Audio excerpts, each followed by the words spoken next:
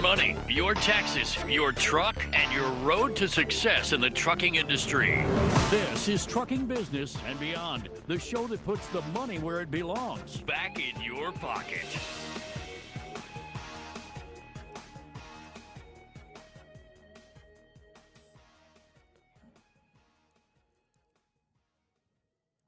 Good morning, you beautiful bunch of fuckers, and welcome to my world. I'm your host, Kevin Rutherford. It is Monday, June 17th. We are here live. It's time for a free-for-all. Anything goes today. Jump in here and join us. If you're watching on the live stream, you can pick up the phone and dial 855-950-3835. If you're on the app, hit that call now button. That will get you in here. I've got my co-host Brent Hutto with me this morning. Brent, good morning. Well, good morning, KR. And you know what? I'm getting used to this. My co-host. That sounds pretty. That sounds pretty inviting. I like that. I think it's about time. You and I have been, tag team in this industry for a long time. We should make it official. After a couple of decades, you probably ought to make it official. That's right. It's kind of like maybe we just been dating too long. It's about time we got married. I think so. In a sense, we need a real commitment here. Oh, there's always been a good commitment. Especially by you and your heart towards this industry, and certainly that's always been my goal too. It's always just been a joy, man. Part of the highlight of my just being in this market for 25 years, Kevin, is knowing that I can work with you to help owner-operators and small carriers achieve their dream of owning their own business and running a trucking operation. I mean, it means the world to me, man. Me too. So before we get into the serious stuff, how was your weekend? Yeah. My Father's Day was great, man. We ended up doing something on Saturday with all my family, my two brothers and my sister. And I went to my mom's house. My father died a few years ago, and then so my mother has dementia, and so she's living in an assisted living place. And so we're cleaning out her house. So it was really kind of cool, Kevin, just a family thing. Oh, yeah. All four of us and my mom, and we're there, and we were just decluttering her house, taking the things out that kind of mean something to us. And so it was a joyful day. I was very, very happy that we all get along well anyways, but just got all the way through that process and just had a wonderful day together. And then Father's Day was great. My 5 kids, I got a whole bunch of them, and they all called and checked in. And then my sons were here, and they treated me like a great dad yesterday. So it was really fun. And my wife, of course, and she always takes good care of me. Teresa's such a wonderful wife to me. But it was a good day, man. Just the weekend was great. How was yours? Well, first off, I thought with all the kids you've got, you would need 2 days for Father's Day. That's fine. I think I'm going to take it. That's right. I think that's a great idea. There you go. That's a great idea. There you go. Mine was very special as well. Lisa and I got to meet our granddaughter for the first time. Oh, that is incredible. I know. That's so fun. I know. Where is she? They are up on the Canadian border. It's not that far. It's about 6 hours, and we were supposed to go up a couple times, and then our schedule kept getting screwed up. And then finally they said, look, we'll just come down there for the weekend. So my twin grandsons, who are 9 and just incredible kids, and our new granddaughter, who's 6 months. So we had them here all weekend, and we went out to the farm for a bit, and we just had a great weekend. Oh, you had them on your turf. Oh, yes. That's so fantastic. Yeah, they were here with us, so it was wonderful. So you got to show them the homestead and everything. Yeah, we had a good time. Very good time. So it was a good weekend. That's so fantastic. Yeah, it's always good, man, I think one of the goals of parenting, and maybe this isn't trucking related, but it is relationship related. One of the goals of parenting is to have such a relationship with your children that they want to come back home and spend time with you. And if you've done that, you've probably done a really good job in taking care of and raising your children. So that's one of Teresa and my goal with our kids, is that they want to come home, and they do. They love to come home. Another really cool thing to watch is to watch your kids become parents. Yeah, and Oh man, I bet. I can't wait for that. I gotta hand it to Michael. He has done just an amazing job with those kids. The two boys, I Right. swear, the twins, they were kind of funny because I would say something like really goofy to them, just kind of goofing around, or they would come back with this really serious answer, like, "Well, that can't possibly happen, don't you?" And they would go into this long explanation, and I'd be like, "Chill, dude, I was just kidding." But they here's the thing that I absolutely love about them. This just Right. warms my heart, and you'll know why. Several times over the weekend, we'd be like, "Wonder where the Yeah. twins went. What are those two up to?" We would go find them. They would be off reading to each other.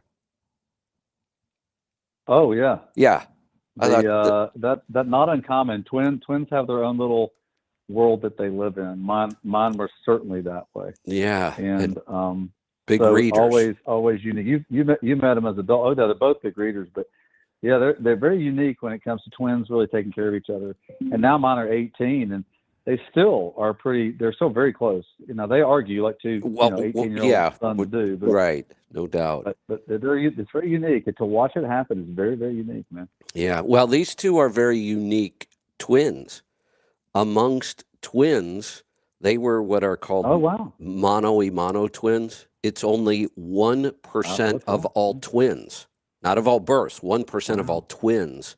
They shared the same placental sac. Oh, you know what?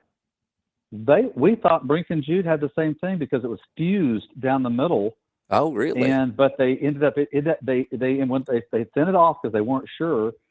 So now obviously they're not identical, but my guys that because it was fused, they weren't sure how much DNA they shared, but they didn't just be in a kind of a strange thing that happened, but they're completely individualistic, even though they're Yeah. twins. So, Yeah, they but were, it was a yeah, well, really, that's amazing. yeah, Yeah, really high risk birth. And, but it turned out to be pretty incredible kids. We had a great weekend with that. And now it's time fantastic. to get to work.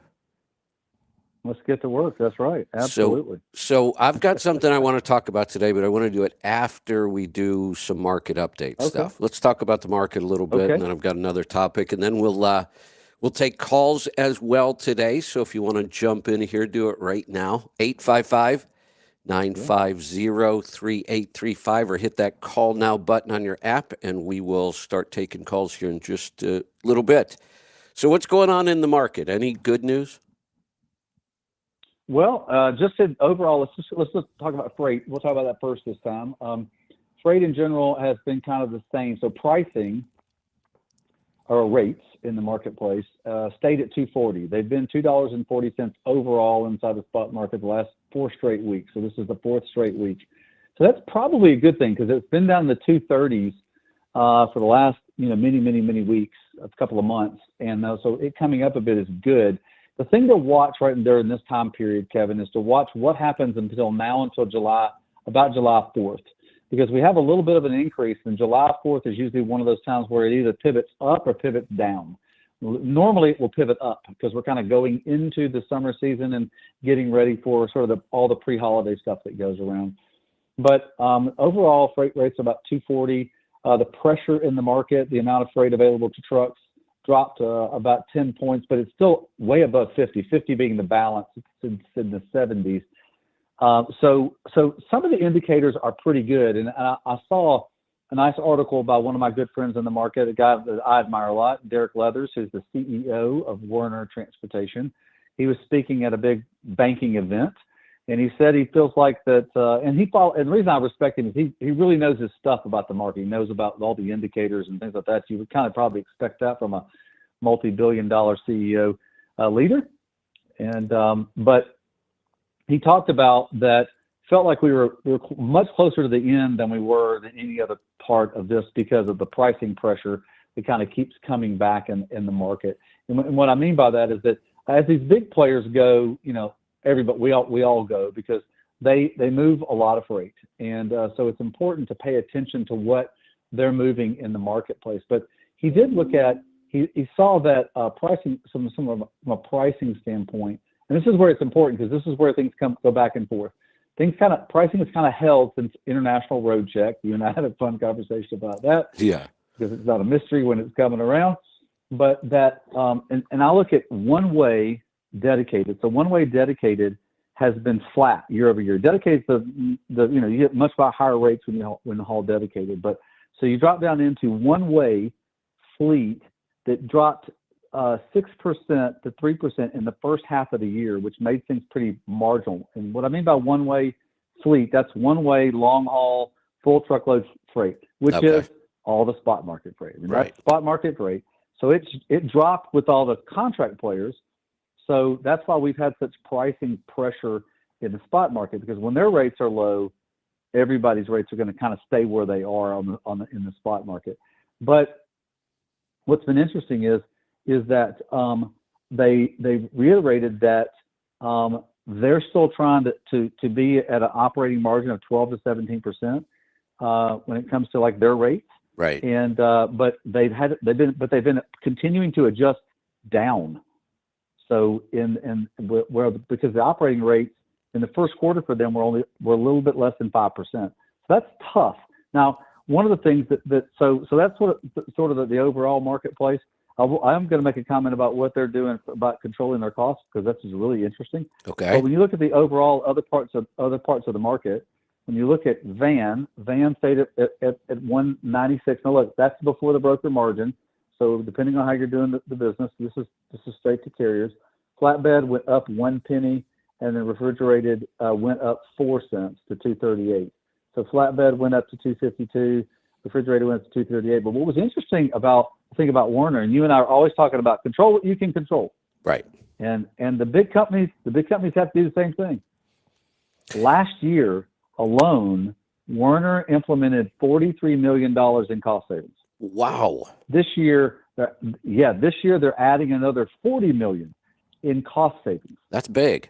Because but the thing is, you're always talking about this to carriers, and me too. It's like, control what you can control. Control your cost at this point in the market. Since the market's depressed a little bit, or a lot of it, control your cost. And these big players, and it's a several $billion-dollar operation. They're cutting everywhere they can too, because you got to remain profitable. And we always talk about this, when we talk about the difference between a large carrier like this and a small carrier all the way down to one truck. Cost cutting is not their primary strategy most of the time, because it's really difficult. Oh, no, not at all. It's a weird business when you're taking a $200,000 piece of equipment and you don't see it for months at a time. Your employees got it out there somewhere in the country, and controlling cost on the fleet level is really difficult. On the owner-operator side, it is how you succeed. The big fleets can run on just pure volume. And during good times, they kind of do. And then now this is a really smart thing for a carrier this size. It's not easy, but rates aren't, cutting it right now. So you start working on expenses. And they've obviously done a great job. I mean, that's 2 years of really cutting expenses. The small carrier owner-operator, this should be your business model 100% of the time. And if you do it, when freight gets really good, like we went through that crazy time, then you can kind of forget about it. Sure, go chase the rate. Go after that high-paying freight, because you've already worked on your expenses. And they're not going to fall apart, in a year of going after the freight because it's out there and it's paying good. But you, as a small carrier, it's not optional. Big carriers, it actually is optional. I know a ton of big carriers that do very little focus on cutting costs, and they make it.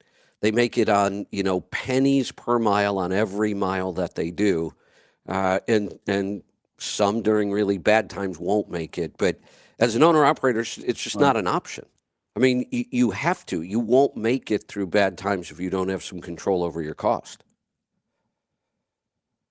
Oh, well, for sure. I mean, same with the Hutto House. I mean, same thing. You got to, when revenue's not increasing, and in these years, not increasing, you got to make sure you're maintaining things, because costs go up, because your costs go up. Yeah, absolutely.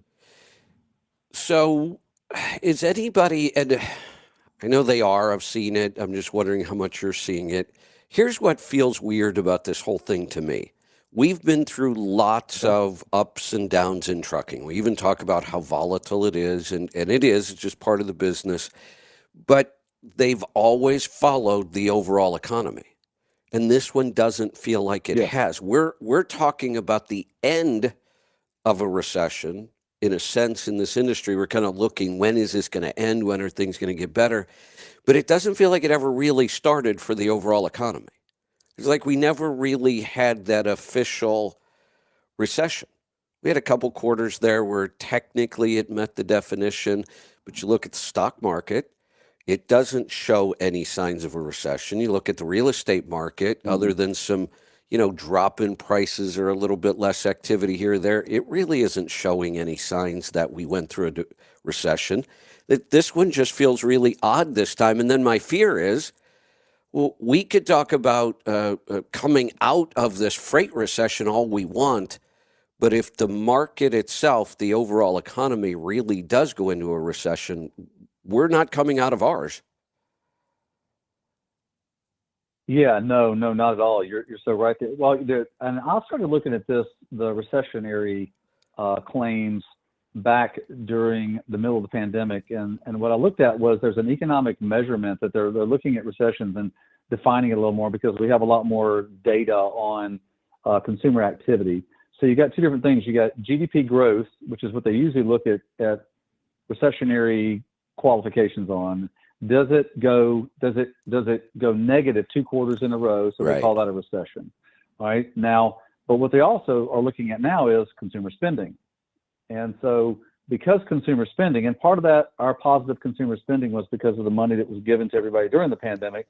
So, but our consumer spending didn't slow down much at all. So the two work against each other. So one went low and one stayed positive. This is why it never felt like a recession, because the consumer, for the most part, was readjusting back to normal and still spending kind of the same amount of money, which is why you saw a 1.6% growth Right. in the GDP. And And so this is why it's different. It's just a different market, and this is what happens when we go through something we've never gone through before, the pandemic, and how that adjusted, how we as yeah, a country adjusted that, and how we're and remember, I just caution everybody listening, watching you today, we are coming out of an economic period that we've never experienced in the history of our country before. we Never don't. experienced it. So we're Right. coming out of that. Yeah. So Yeah. so be cautious about what you're doing, because when you don't have any previous experience in something, everything's new. Everything's a new normal. Well, and I'm sure you've heard this because you interact with just about every entity or group that touches trucking and Yeah. transportation and Yeah. logistics. Sure. We felt like we're in a freight recession, and yet we can't get employees. And that's an odd thing again, Right. too. It Right. typically, if we're dealing with inflation and lower rates and a recession, we'd at least have the benefit of there should be more employees available to hire, and we should be able to hire them a little cheaper. That just didn't happen. It was the opposite. It feels like there's The labor went nobody to way up. hire, and everybody Yeah. wants to get paid an awful lot of money. Mm-hmm. Mm-hmm. Well, that's what's hurting trucking right now, especially on the contract end. Labor went way up because they had Yeah, to pay people during the pandemic to stay at their fleet they were at, and not jump into the spot markets. You know, we had a 100% increase in the number of one truck carriers in the spot market than before the pandemic. yeah, A 100%, well, as close as you can get to a 100% increase. That's a lot of truck drivers in the yeah. for-hire part that used to probably haul for a fleet. Right, right. Yeah, it has been and still is a crazy time. We've been talking about it forever. We just keep Mm-hmm. Mm-hmm. hoping for that a little bit of clarity about where we're going here, and we're still not there. So, I want to talk about something Yeah, else. let me cover. Hey, Oh no, go ahead. before Go we do ahead. that, let me cover one last thing, because I want to Yes. talk about. You're talking about the available freight in the marketplace. So we've been at about somewhere between 5 and 15% above normal since we came back down to normal 5 to 15% more freight available for spot market carriers since we came back down to normal into the spot market. And I need to look year over year. I have not looked year over year. I want to know what it did at this exact week last year, and to see what the available freight was. And I can do that while I'm talking to you. But we got back down to the absolute normal of where we are with the usual amount of freight that's posted on a 5-year average. So the freight, it's not gone below it, but it's right at that normal level. But I need to look. I'll look to see while we're talking to see if that week was the same in 2023. Did it go down to this sort of amount? Because I can pull data back all the way back to 2014. But but the available freight went down. Rates kind of maintaining. We're still not seeing a lot of exits in the marketplace over a normal amount above what it's been. So we're going to still be where we are from my opinion, for at least a few more months. Got it. Noel agrees. I just read his email. More of the same. That's his first line. Yeah. More of the same. Yeah, more of the same. More of the same. Not surprised. Yeah, it's starting to sound like Groundhog Day. So here's what I want to talk about. I want to go back. Yes, sir. You were there the very first time I stood on stage and talked to owner-operators. We were at the Louisville Truck Show in 1999. We've talked about it many times.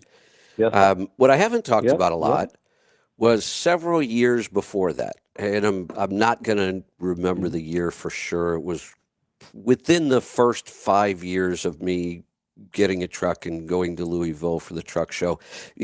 I started my trucking business in Northeast Ohio, not that far away from Louisville. So I immediately started going to that show. So that would have been late 80s, early 90s, the first time I went. And sometime within the first couple of years, I went to a seminar for owner-operators to teach them how to be more successful at Louisville.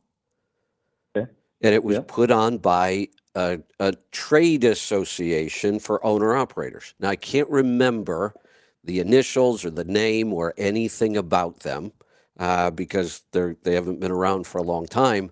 And the reason they haven't been around for a long time is because it was a scam. It turned out that they were and this is fairly common amongst associations. Many of them start as insurance companies, or eventually become insurance brokers or agent. Insurance always seems to be tied up in a lot of these groups. And I think the reason is it's one of those things you have to have.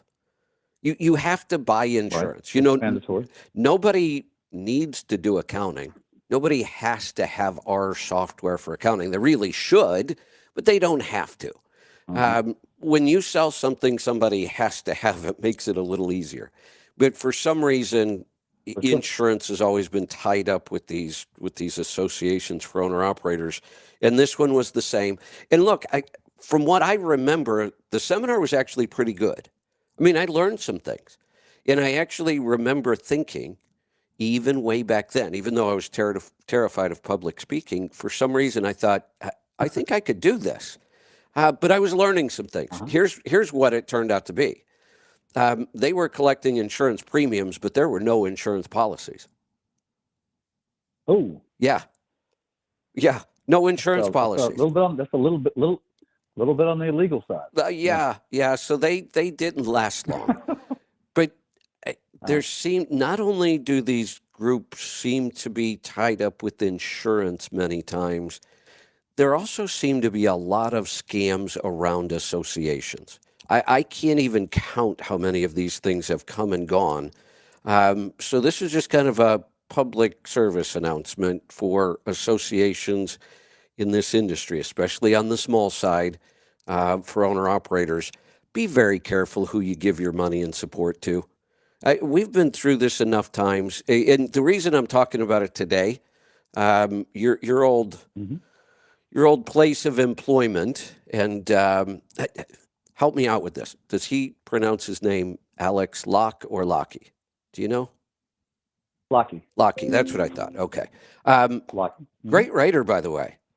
He's stirring things up over there. He is good. Yeah. Yeah, he's really Yeah. good. He's Yeah. he's Yeah. not afraid to just write what he Yeah. thinks, and it's not a bunch of, canned, articles. He gets into some controversy. He Yeah. does a lot of good He's interviews. getting after it. He Yeah. is really Mhm. getting after it. Did you see his article this morning? I don't know when he wrote it. I saw it I have this not morning. seen it. I've not seen it this morning. I did read some of his stuff last week, but did not look at it this morning. Yeah, you got to read what he wrote this morning. I've been feuding with Noah, the new owner-operator group. That's you were there when Right. they decided to crash our party at Louisville and create havoc and controversy and Right. scream at us. And, they've been following me around. They've been trying to shut me down simply because when I first heard about them, I started asking questions like I do. And you know as well as I do, if you are a new business, whether you're an association, a nonprofit, which they're not, by the way, turns out they are not a nonprofit, even though they've held themselves out as a nonprofit. Alex did all the work, and there's not a single filing with the IRS for them. So they are operating as a for-profit business. You know as well as I do, when you're operating a business or a nonprofit, I don't care which one, when people ask you questions, isn't that exactly what you want? Don't you want people to talk about your business? Sure. Don't you want them to be interested Yep. enough to ask questions? That's Certainly. universal. Every founder in the world, everybody that has a business, starts a business, you want people talking about you. You want them to ask you questions so you can share your story. It is the biggest red flag ever when any group or business just won't answer questions. And that was the very beginning, day one. I just started asking some questions. I was not negative about it. I wasn't aggressive about it. I just wanted to know, what is the primary role of this organization? Are you education? Is it advocacy? Are you going to go lobby the government? What is the model here? And it was immediately a fight. And that's just a huge red flag. First off, I've got a pretty big reach in this industry. If I'm asking questions and you are trying to reach the people that I reach, you would probably want to engage with me. And they didn't. They just wanted to hide and cover up and not answer questions. So that immediately gets me more interested. So I started digging, and it turns out the founders have a pretty questionable history when it comes to money. They've been prosecuted for financial fraud. I have a problem with that. Now, maybe you're prosecuted, maybe you pay your fine, you serve your time, whatever. I get it. We're supposed to allow people a second chance, but I don't want you anywhere near my money, and certainly not with a nonprofit. And people say a lot of times, why do you fight with these groups? Why don't you just ignore them and do what you do? Well, this is what I do. This is how I help owner-operators and small carriers avoid this kind of stuff that could get them in real trouble. So I do try to expose this or find out, is it legitimate? Maybe it's a good thing, and I would want somebody to know about it and join, but I got to learn first. And it was just an immediate red flag when it was, we're just not going to answer any kind of questions. Well, this article, holy cow. Alex dug in deep. Yeah, I read the article. I read the article that you're talking about. Yeah, actually, that's the article I read last week. Okay. I was kind of out of the loop last week with a lot going on, so I just read it this morning and posted it. I didn't see it on social media really anywhere. I was going through the news this morning when I found it. That was a brutal piece. They brought to light a lot of the challenges between the owner operator that had hauled freight to them, and just the communication back and forth that Alex was talking about. Yeah, it kind of puts like, okay, well, my question mark is what's going on here. Well, here's a big one. One of the fights I've had with them, they are huge supporters of AB5 type laws. They do not believe that you should be allowed to lease a truck to a carrier. They were very vocal about that. I've had huge arguments over this issue. They don't believe leased on owner operators are legitimate and they don't think they should exist. Wait a minute. This story is about an owner Wow, I didn't operator know they that. leased on. Yeah, well, leased onto them. That's what I mean. That they claim that shouldn't happen. Right. And then they go do it. Yeah. They're fighting against it. They're supporting Right. AB5 type laws. They're supporting the PRO Act. I've had this dispute with them over and over and over on social media. They just don't believe you should be allowed to do it. Wow. If you're going to own a truck, according to them, you have to go get your own authority. That's the only legitimate way to do it. And then they lease on carriers. Then the next fact I see in there, they're screaming over and over and over about freight fraud and load board collusion with brokers and all kinds of crazy stuff. And the next line in the article, they're using a Pakistani-based dispatch service. Correct. Come on. How much more could you talk about one thing and then do all of the opposite? Why are they using a dispatch service, period? You're leasing on other owner operators and you're using a dispatch service. You can't even dispatch your own trucks and you're going to lease on somebody else's? Then, you read, so you know this. Turns out somebody involved in this whole thing, maybe it's the guy that they actually leased on, sold his authority.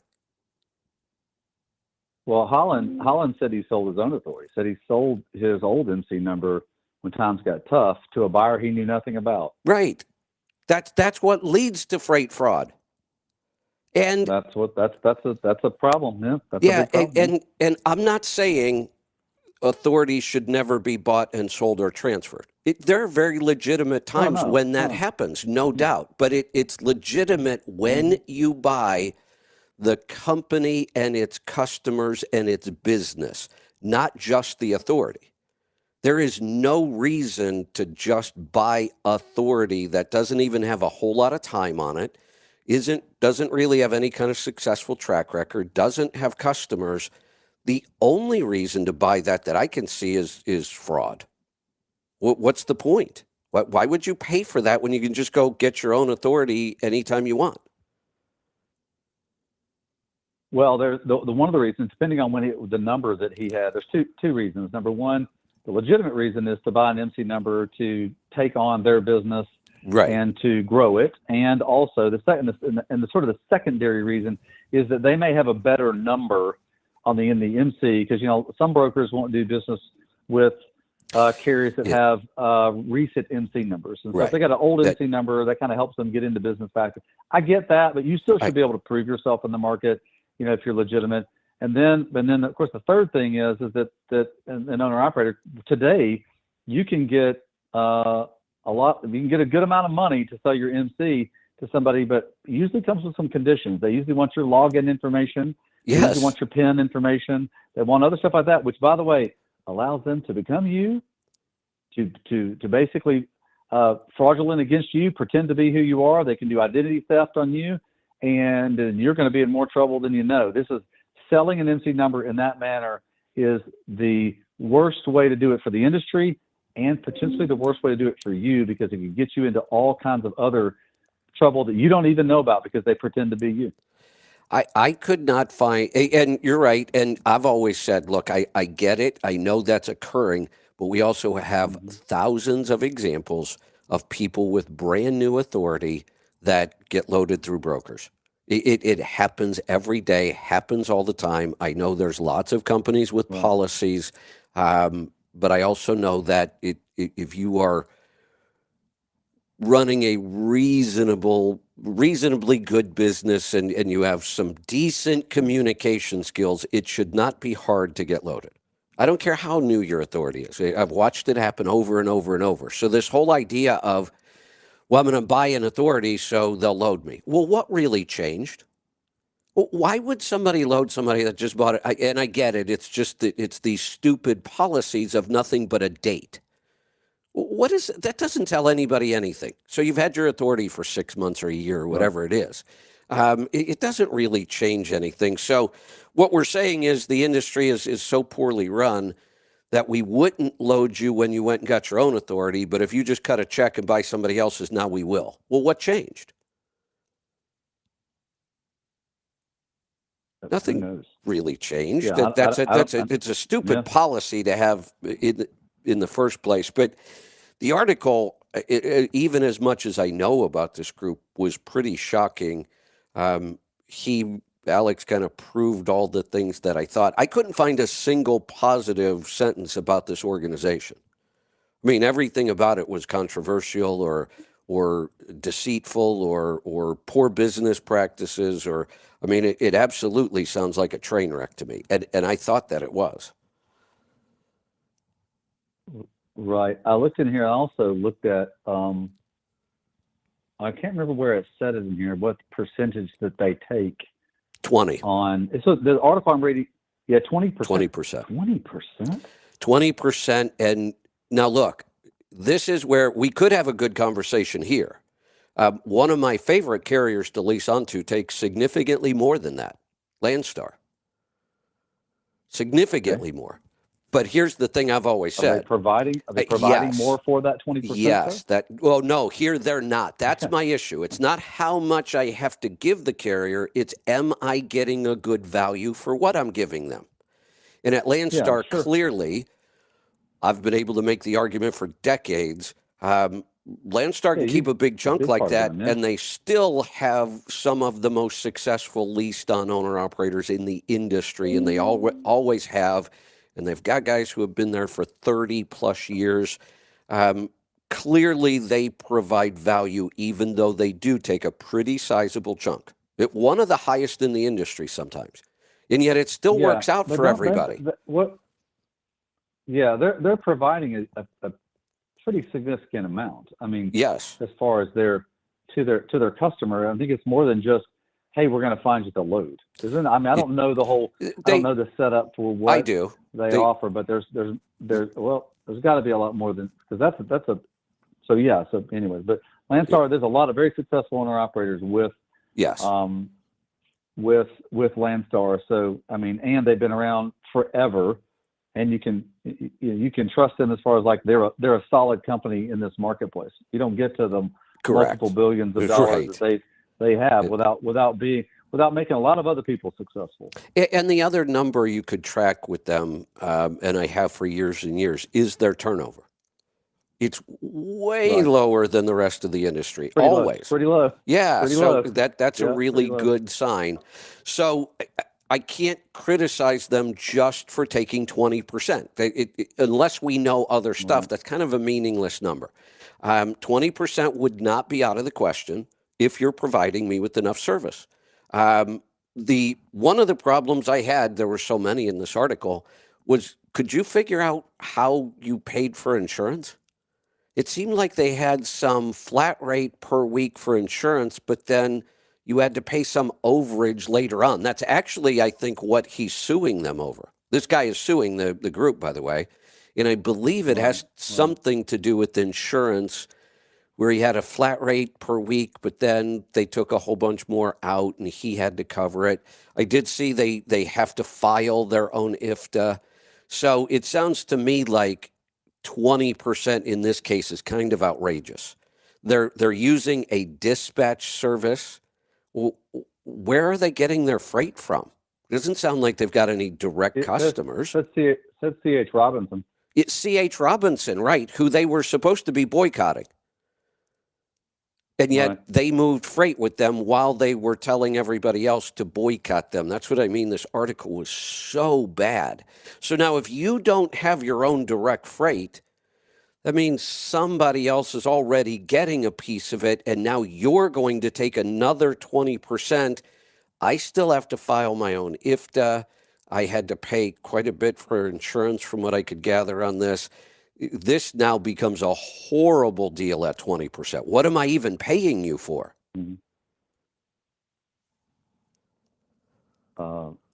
It seems I'm going down and reading the rest. This is the same article. For some reason, it didn't populate all the article, but it's a Alex did some homework here. So he did. if all of this is accurate, and I'm sure it may be disputed in some areas, and I'm sure that Mr. Holland has some misunderstandings on something, and I'm I sure know he does within too. the article. Oh, this is something, Kevin, Yeah. within the article, Mr. Holland, the truck driver, said that he didn't read the contract. Correct. Yeah, I know. So it's That's like, number one thing, read the contract. You got to read the contract. So please, every carrier out there, please read. Every broker or lease or dispatcher contract is different. Please read the contract. If you need some help, call Truck Stop. We'll help you read the contract. Read the contract. It's so important to you. Don't get yourself in a spot that it makes it hard for you to even operate your business.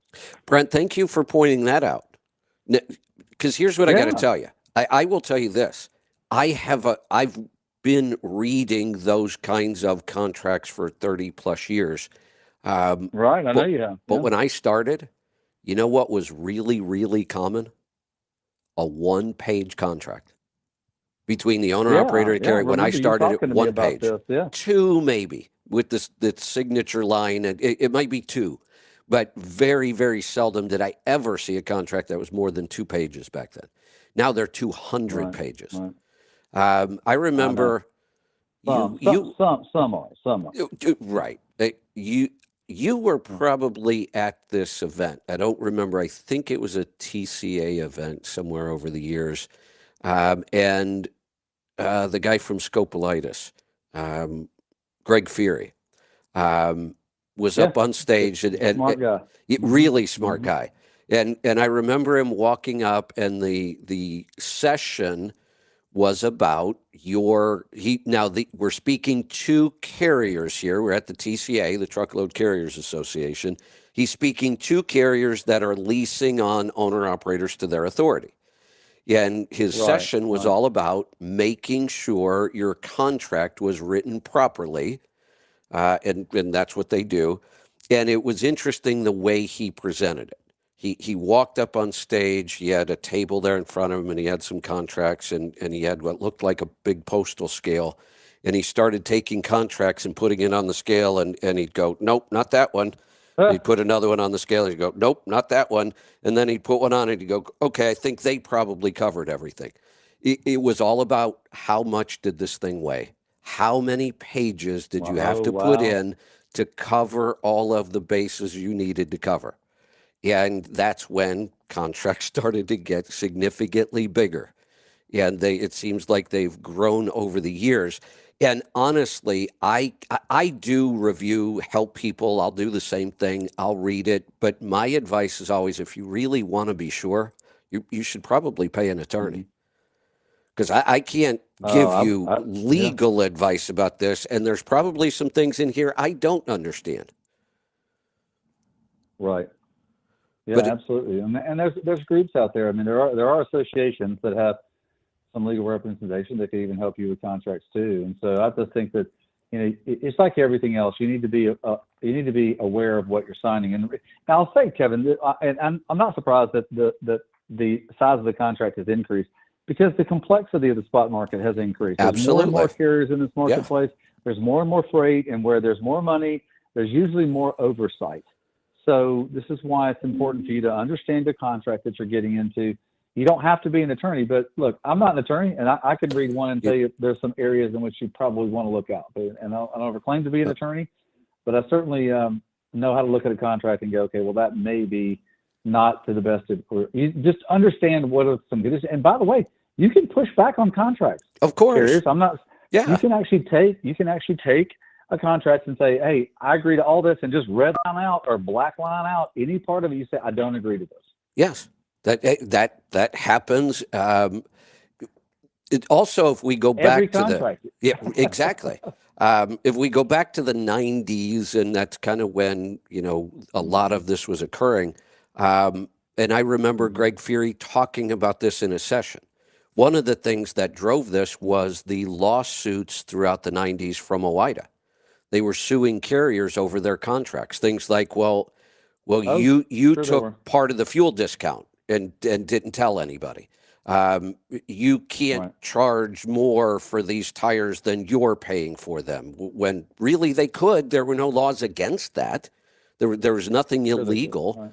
Right. But because there were lawsuits, carriers started needing to protect themselves against those lawsuits.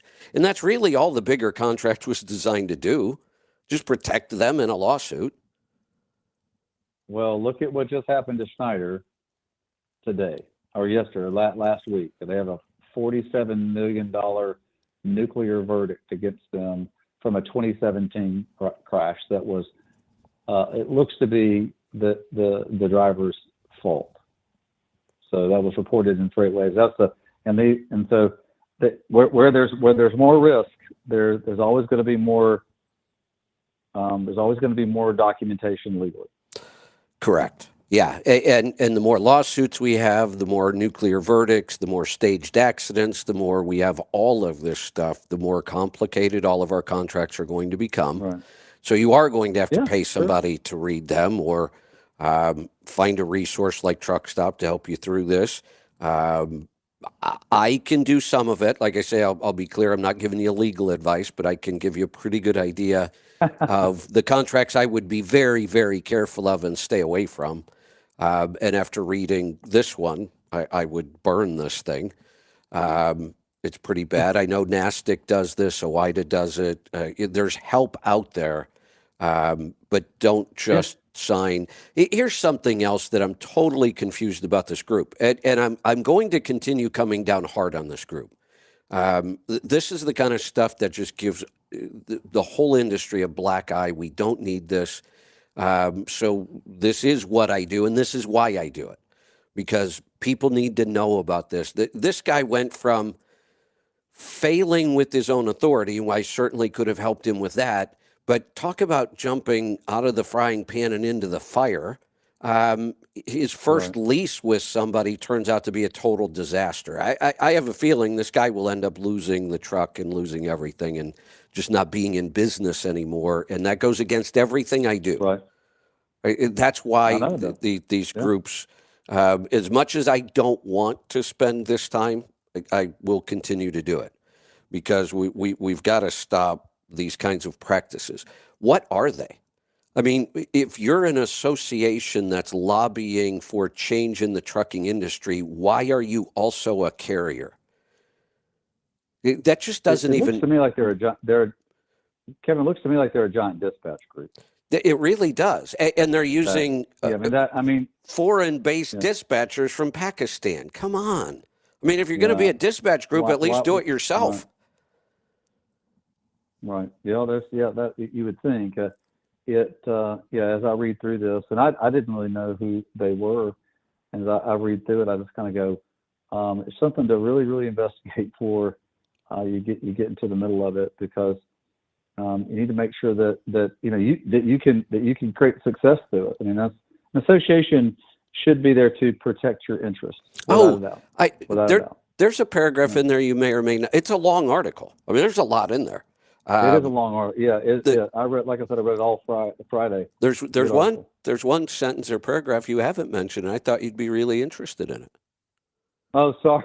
Which one was it? That was the one where I was a part of this. They actually made a claim that DAT, Truck Stop, FreightWaves, and Let's Truck were all colluding to control the rates in the market. That was their claim. We know how ridiculous that is, because it's not possible. It's just not possible. Even if these four groups wanted to get together and do this, we would not be able to. One, it's illegal.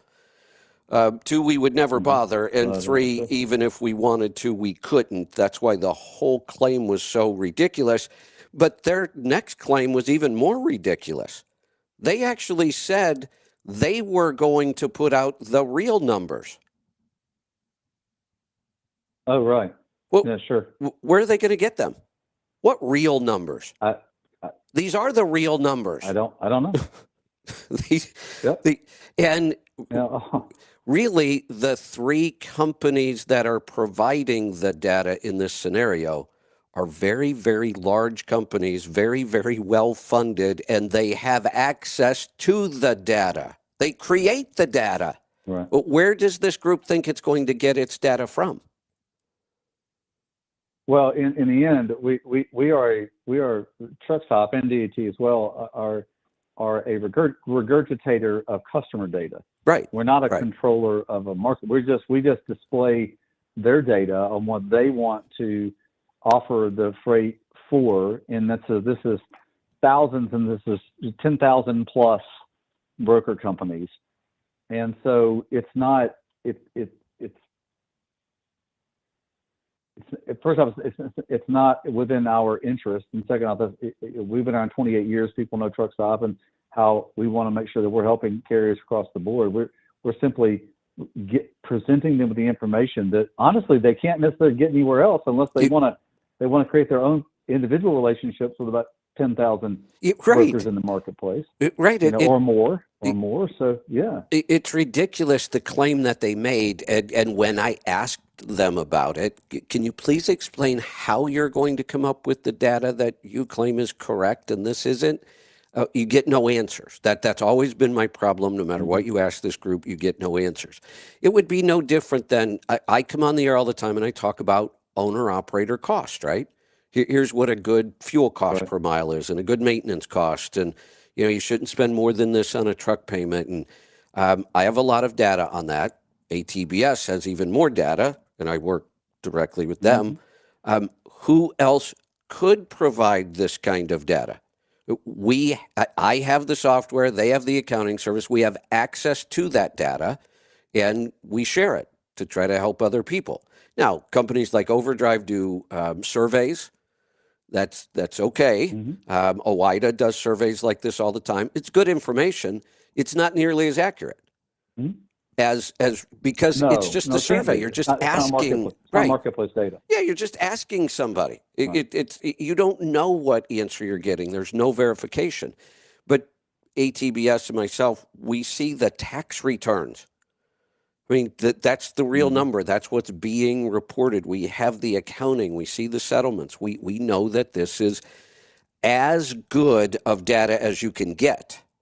No data is ever perfect. We know that. There's always problems with it. But this is as good as you're going to get, and it has to come from somebody. And it usually comes from some private company, third party that is involved in these kind of transactions and collects and puts the data together. You also have to have a lot of participants in this data. You can't just go and talk to a couple of companies. With spot market, you're going to need thousands and thousands. Within the contract marketplace, you could talk to the top 25 or 30 really large contract players and get a good feeling for the marketplace. But that's just so you get two different parts of the market. But you still have to have tremendous depth of data to be able to accurately produce something back to the participants of the market. I agree. One more comment on this group, then we are going to move on. But like I said, I will always try to police these kinds of groups and make people aware. And here's another big reason why. One, my first concern is owner-operators getting sucked into these things and failing over this. And we can see it happening. But here's another one. Us too. These groups are always very visible in the public and political eye. These are always the same groups that want to hold shutdowns and protest, and they want to go to D.C. and park on the mall. And great. If you want to go try to make change in D.C., go. Please try not to make the industry look like a bunch of idiots. And they always do. My problem is not that they go to D.C. and try to make change. My problem is every time I see pictures of it, it's 4 trucks across the entire highway blocking the highway while a bunch of drivers are flipping off the camera. That's the kind of stuff that always comes out of this. And it makes us look really bad in the public eye and in the political eye and in D.C. There always is some sort of an issue with these groups and these protests. The founders run off with the money, the infighting, who really runs the group, it never, ever looks good.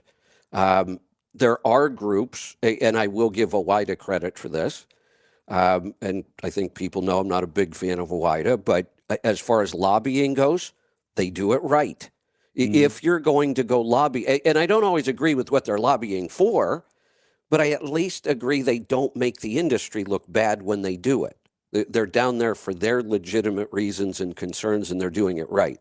NASTIC, very, very vocal at the political level and fighting for things. But you never see anything negative come out of those the way we see with these kind of protest groups. So that's one more reason why I will just be all over these groups. Well, and when I appreciate you doing that, because we always want to make sure we're keeping up with them as well, because we want to protect owner operators too. And so if they're a good association, we want to help promote them to, hey, go be a part of that and get help, let them help you in the marketplace. If they're an association that's hurting the overall marketplace, which hurts the truck stop customer, which hurts the Let's Truck tribe member. And so, we want to make sure we're holding them accountable to what they say what they're doing to help. If they're doing it, and so that's big for us too. Yes. So yeah, we always want to stand behind the right things too at all times. Good. All right. So I know you and I kind of blew through an entire hour by yourself. Do you have time to take a couple calls? Yeah, let's take. I can take one or two calls. I got to leave in about maybe 20 minutes. So yeah. Okay. Let's do that. Yeah, that was a fast hour, wasn't it? It really was. I was shocked. I knew I had a couple calls waiting for us, but I looked up at the clock and the whole hour's almost over. So let's get to it. We're going to get started in New Jersey today. Darren, welcome. Hey, Kevin. Thanks for taking my call. Hey, you had a fella call in. I think it was last Friday. He has, I think he said a 2016 Freightliner Coronado, and he pulls flatbed, and I think he has a fuel mileage number of 7.7 or something. And sounds about right. He wondered if there was any room for any improvement. So I'm calling because I have a 2013 Freightliner Coronado, and I pull drop deck. I'm the guy that hauls pallets out here. I call in every now and again. Okay. And I just have some numbers from some upgrades I did. Anyway, I think Angie was going to send over my 30-day, like my current 30-day, and I think it's at right on 9 miles to the gallon. Yeah, let me take a look. Yeah, you are at 8.97. We could safely call that 9. Okay. Yeah. Okay, well, I couldn't remember if it was, I was thinking it was 9, but it might have adjusted since I looked last, too. I'm not sure. But, so I haul pallets, which is, they suck a lot of wind. Yeah, they do. Come back empty, so I don't know what this guy hauls for freight, but I think he said he pulls flatbed, so I thought I'm pretty similar. Similar stuff, yeah, I have for sure. I got 4 different upgrades that I have 30-day prior to these, and then the 30-day after. Okay. Like after I made these upgrades, so I'm just gonna run over. So, the lowest one was actually I changed my gears. I converted it to a 6x2. Okay. And I put 264 gears, and I went from 358s to 264s, and the 30-day prior to that, to the 30-day after, I gained 0.21, so just over 0.2 miles to the gallon. Okay. Doing that. And then I took my pipes off. I had pipes on either side of the cab, and I had Pittsburgh Power muffler that connected to my exhaust on either side of the cab. So I took the pipes off and got rid of that muffler, got another Pittsburgh Power muffler that went straight out the back and just put a weed burner on. Okay. And that gained me 0.3 right on. So doing that switch. Let's talk about that for a second, because in some people's mind, they're probably confused. You went from a dual exhaust, which should have less back pressure, to a single exhaust, which should have more in their mind. But you saw what a mess that dual exhaust is. There's 90 degrees under there. It is a mess when they try to get back to those stacks in front of the sleeper like that. And it is much better just to eliminate all that and go to a straight weed burner. Yep, I eliminated 590s basically. Is what 5? Holy cow! and went Jeez. to the weed burner. Yeah, no wonder why you saw So, an improvement. yep. And then I did the fleet Oh, air filter, and one more thing, and just on that, yep, it also cleans up your aerodynamics a little bit to get those stacks out of the wind. oh right, right, Yeah, yep, yep. So I did a fleet air filter, and that gained me 0.25, like excellent. 2.5 miles to the gallon. But I changed it in the middle of December, so I was going from like the winter weather was getting worse. So if I would have changed it in the Right. summertime when I had nice steady weather, I think I would have saw more of an increase on that, but I don't know for sure. Very possible. But the biggest one of all was I went from running cruise to not running cruise, and I gained 0.51 just from running the same speed, like 56, 57, just dropping cruise. I gained 0.51. So that was actually my biggest Wow. increase on the four Nice. that I made, and I'm hauling the same freight going to New Right. Jersey. Right. I mean, I haul out one customer. My loads vary a little bit. I have several different places I go, so it does vary a little bit. But I'm hauling all out of one shop, and so.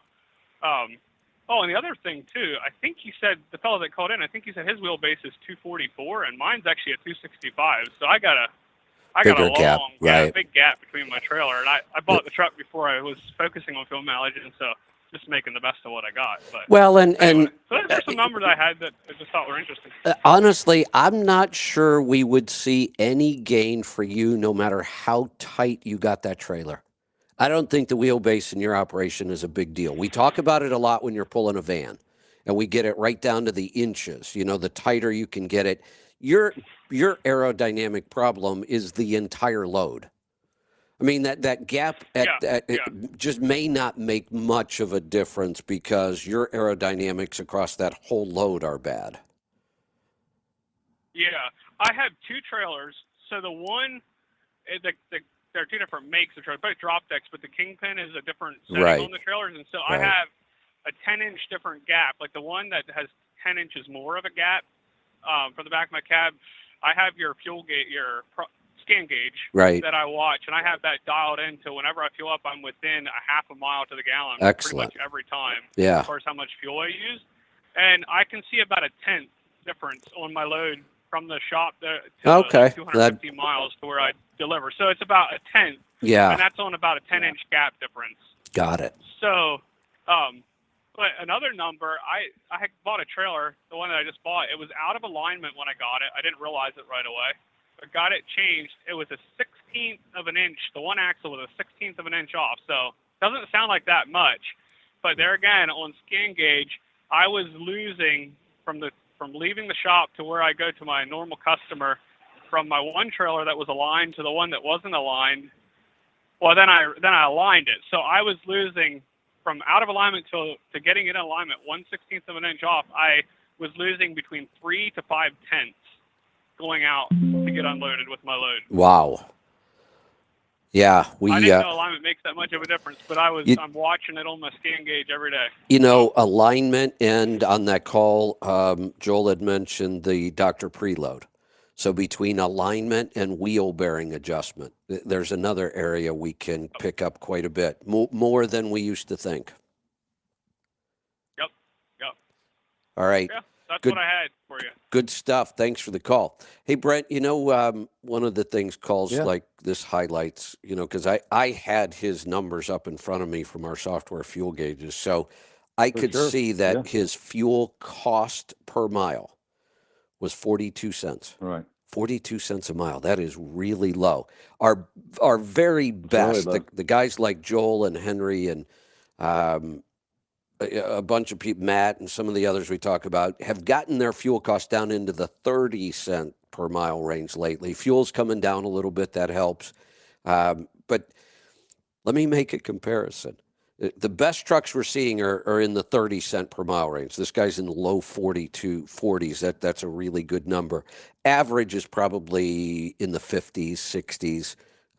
So these guys are working hard to get their costs down that low. But let's just say the average is, if I did some math, today's fuel price, It's going to be in that 60 cent per mile range, 65 cents a mile or so for fuel cost. I finally saw some numbers on the Nikola hydrogen truck. Okay. There's a company that bought 75 of them. I'm surprised they were able to produce 75 of them, but they did. And this is another company I have been talking about from day one. I called this company a scam on the very first time they announced their truck. Their website was ridiculous. Nothing about this truck made any sense. They were making claims that didn't make any sense. I was pretty hard on them in the very beginning. We were even calling this truck vaporware for a while because we didn't even think it was ever going to be built. You do know that the CEO's in jail, right? The original CEO's he may be out now. But is he out? Okay. Okay. I thought the guy was at the very beginning, he made a statement one time, and I thought it was really cool. So I actually sent him a message on LinkedIn and said, "Hey, his name's Trevor." And I said, "Hey, can I use this quote? This is really a cool thing." He goes, "Sure." So I was communicating with the guy. And then I think 3 months later, they busted him for not following the rules. Yeah, So, one of the things they were doing, and we were dead on with this. I said, I don't think they could build that truck. The original, he got busted for showing a bunch of videos that made it look like the truck was on the road running when it was just coasting downhill. It didn't run. Right. And they were making all kinds of claims. So he's in prison, or he was. Maybe he's out now. They finally released some numbers. They sold 75 to a company. There are no hydrogen stations, so they're actually using 2 mobile fueling trucks to fuel these things. Yeah, and they gave us some times with this mobile fueling truck. It takes like 23 minutes average time to get a fuel up. Not bad. I mean, we could live with that. That's not my problem. What's it take to get diesel? What's it take to get diesel in a truck? I think their average was like 17 or 18 minutes. And then electric, Tesla would be able to claim in 30 minutes we can get 80% of our original charge. So those are the kind of numbers I compared. So I've always thought that the push towards this hydrogen model was so we could extend our range over just electric. But they gave the numbers in here. They're only getting 400 miles out of a tank of hydrogen. Oh, my. Okay, so that's it's not awful. Any better than electric? It's not even any better than electric at all. No, it's awful what the range is. In fact, we know that everybody's going to put out their best case scenario. So that 400 miles is iffy. If it's really, really cold, or you're heavier, or there's more hills or whatever, you're not going to get that. Tesla puts out 500 miles on their full charge. We know that's best case scenario too. And then Tesla claims in 30 minutes, you can have an 80% charge. When you look at their numbers, if they were accurate, that's doable. I get 500 miles off my first charge of the day. I have to take a 30-minute break anyway. And during that 30-minute break, I can pick up another 400 miles of range. I can't even drive that far in a day. That one actually starts to make some sense. And like I've said, we have electric at every building in the country. You just have to put more, but it's already there. You're not going to put hydrogen everywhere. Those are going to be very specialized stations, and it's going to take a long time to build out a network. And we have to have hydrogen stations we'd have to have them like every 250 or 300 miles to make sense with the way it works now. But here was the worst part. A fill-up on that hydrogen truck. The cost, today's cost to fill that truck with hydrogen was $2,242. That's a little steep. To get 400 miles of range. We just talked about the average diesel truck being in the 60 cent per mile for fuel, which, by the way, includes fuel tax, there is no tax on that hydrogen yet, but there needs to be. We shouldn't even allow these fuels to be used on the road until there's a tax for them. But they're allowing these things. You're giving Right. That shouldn't happen, but it's happening. instead of 60 some cents a mile with the tax, they are north of $5 a mile for just fuel cost with no tax. Wow. Wow. Wow. I don't get it. That's just amazing. That's amazing. That is amazing. Not even close to being sustainable. Do we know what that would do to the cost of everything? It's not going to work. It's not going to work. It's just not going to work. Yeah, that's what those are the numbers they're reporting. No doubt. All right.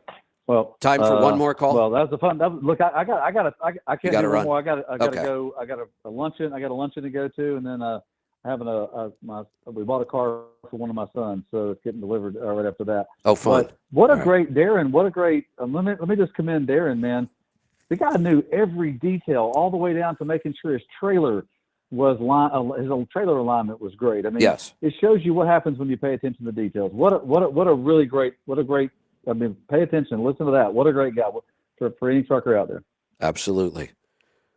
Brent, it's been fun as always. We'll do it again next week. Partner. Have fun. You got it. Take care. All right. All right. I will stay as long as we've got calls and questions today, or until 11, I guess. I've got one more call. If you want to jump in, you can. If not, I will move on with my day as well. Let's go to Washington. Ron, welcome.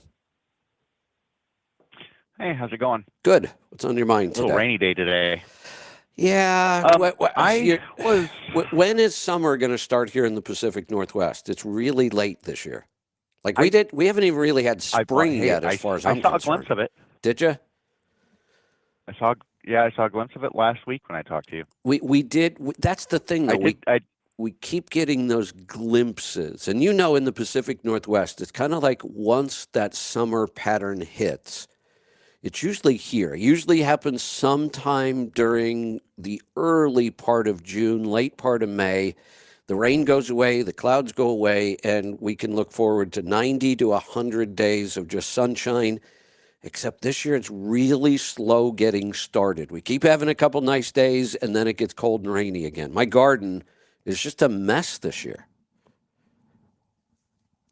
Yeah, it doesn't seem like we haven't actually planted some of our stuff. We have some sunflowers and some other stuff that we haven't actually planted them outside yet.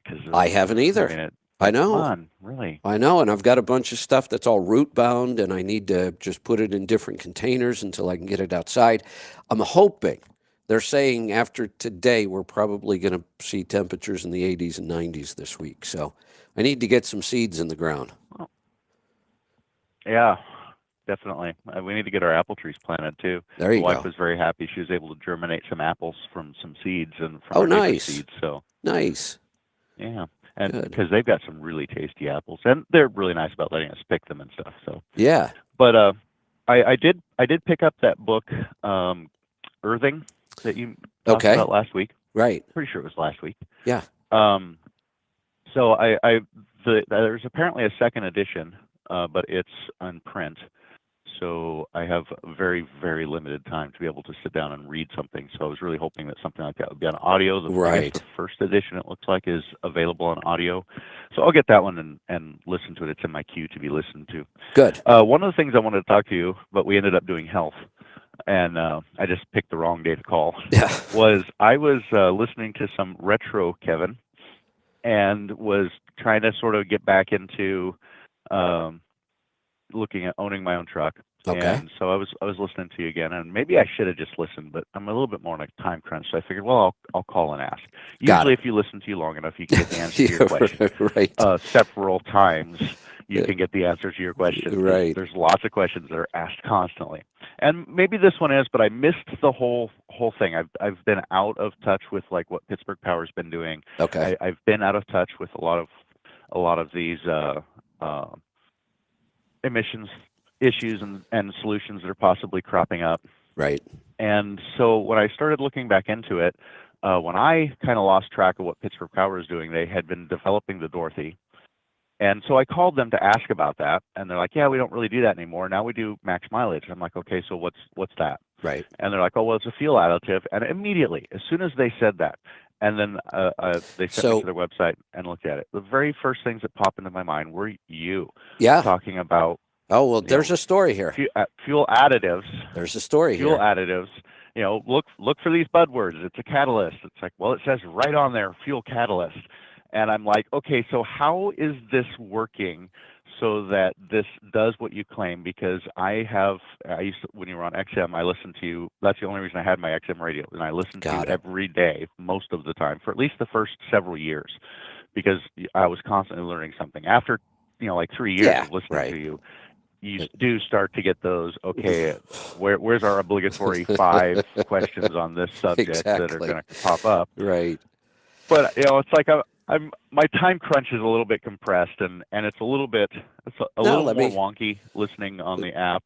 But I'll kind of give you the I am readers very curious. the Reader's Digest version. Then we'll kind of, because there's Yeah, some what real does it history do? here. And But before we do that, though, I okay, do want to go back to the whole history of Pittsburgh Power. Not the whole history, but the history kind of around emissions. Immediately, they yeah, were don't be one of Paul Harrell and from right. the beginning of time. Right. No. They were one of, and still are, one of the few repair shops that really dug in deep and tried to solve the emission problems, not just put Band-Aids on them all the time and replace more EGR valves and more turbos. And they really tried to solve the problem. The problem, it became pretty apparent quickly that the biggest issue emissions were causing was soot. And soot was causing all of the other problems. The reason it increased our soot so much is we were bringing exhaust gas back into the combustion chamber. Exhaust gas is loaded with soot. So we knew soot was the issue. And if you look at almost everything Pittsburgh Power has worked on, it's all been about controlling soot. That's what the Dorothy was originally for. If all this soot is in this downstream, let's try to get it out. And the Dorothy worked. We could see it. We could measure it. Then they came up with the diesel force cleaning. So the soot's already clogged up sensors and passageways. Let's get in there and clean it out on a regular basis. Then they got the DPF alternatives to keep the DPF clean so we weren't building up too much back pressure.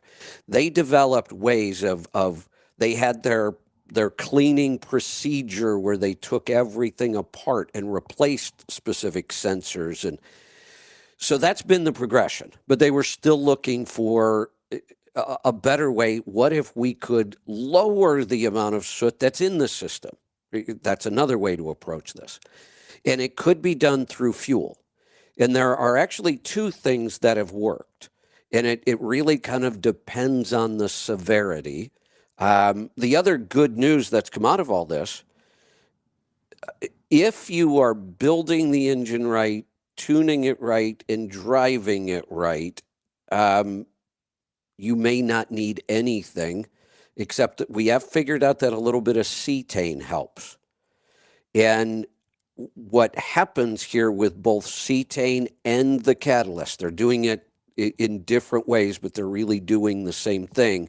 The catalyst is lowering the burn point of the fuel and allowing the fuel to burn better and cleaner. And that's always been the goal. We always knew if we could burn more of the fuel, less particulate left over, then it's not as hard on the emission systems.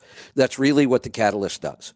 So for any trucks with emission problems, the catalyst has been incredible. I mean, the results. But here's the thing. When Bruce brought this to me, I said, Bruce, I will let you talk about it, but everything you're going to hear from me is going to be, this is just a test.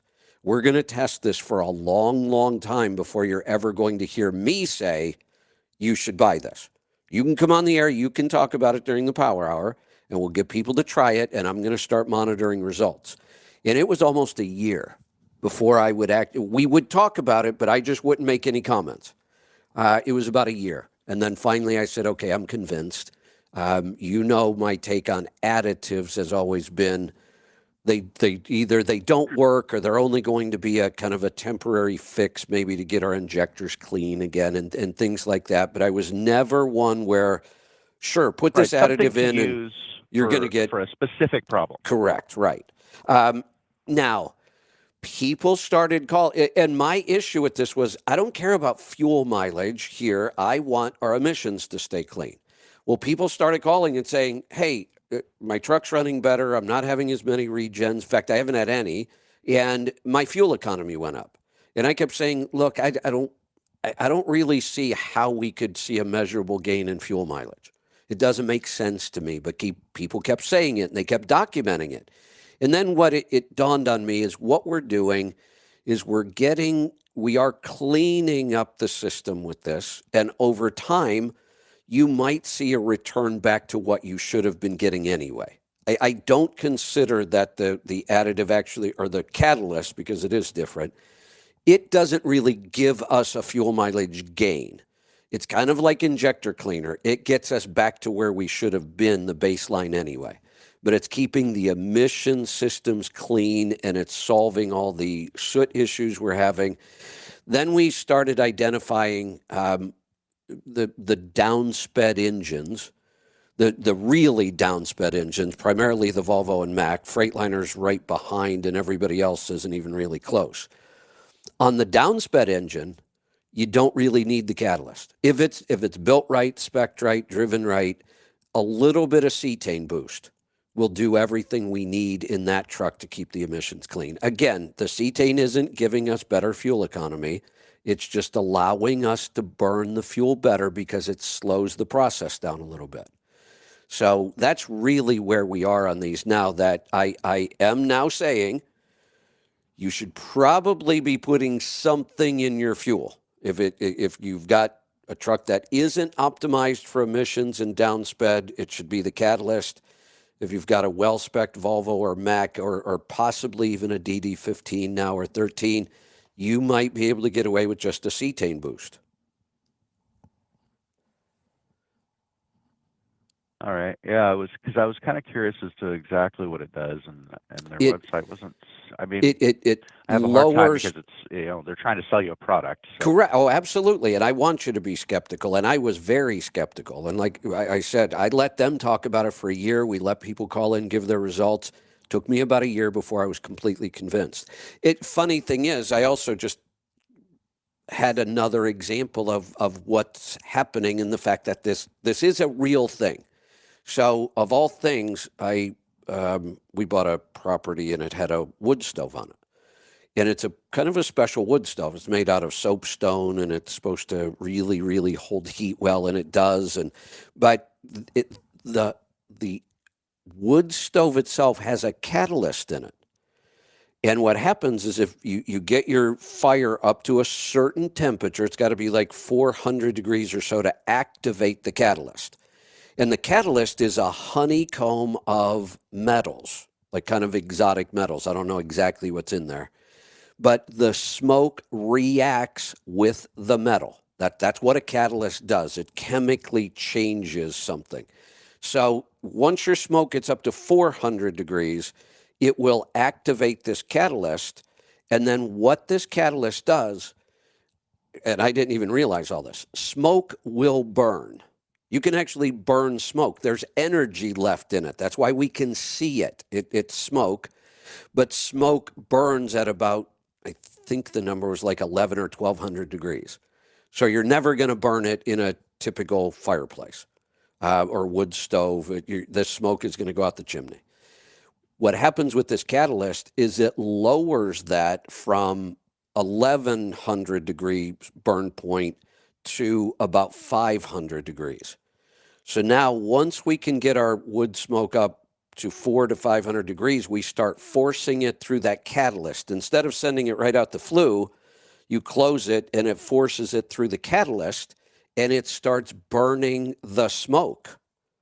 And now I've been able to get the top surface of my wood stove up to about 750 degrees, which is screaming hot. And no smoke is coming out of my chimney.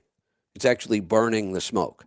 It is really very similar to what we're doing with the catalyst. Yeah, I wanted to catch you on a time that wasn't the power hour to specifically ask about this, because I mean, I like Bruce and stuff, and I Oh, don't want to Bruce just go, knows. well, Bruce, I just don't believe you here. No, Bruce. And one of the things that kind of disappointed me was because it's like, okay, here's the Dorothy, and I was really excited about that, because I'm like, look, you can clearly see. You have to empty it. Correct. Here is what you're. Well, It's like you can you see know it. You what we put it on found? there. I understand exactly how it works, He, and you buy it once and install it, and you're done. And but it's like, well, you stopped all of that to do a fuel additive that isn't cheap, by the way, and and is gives you a raging headache if you accidentally spill some in a jockey box.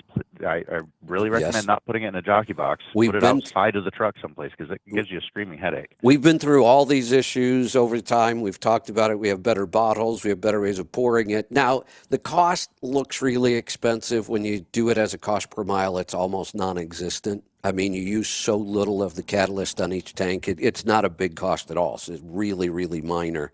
But it was actually the Dorothy that helped us prove this in the first place, because people who were interested in the catalyst, many of them had the Dorothy. And here's what we found. They did the diesel force cleaning. They did the DPF alternative cleaning the way they should. They started running the catalyst. Pretty soon the Dorothy was not collecting any soot.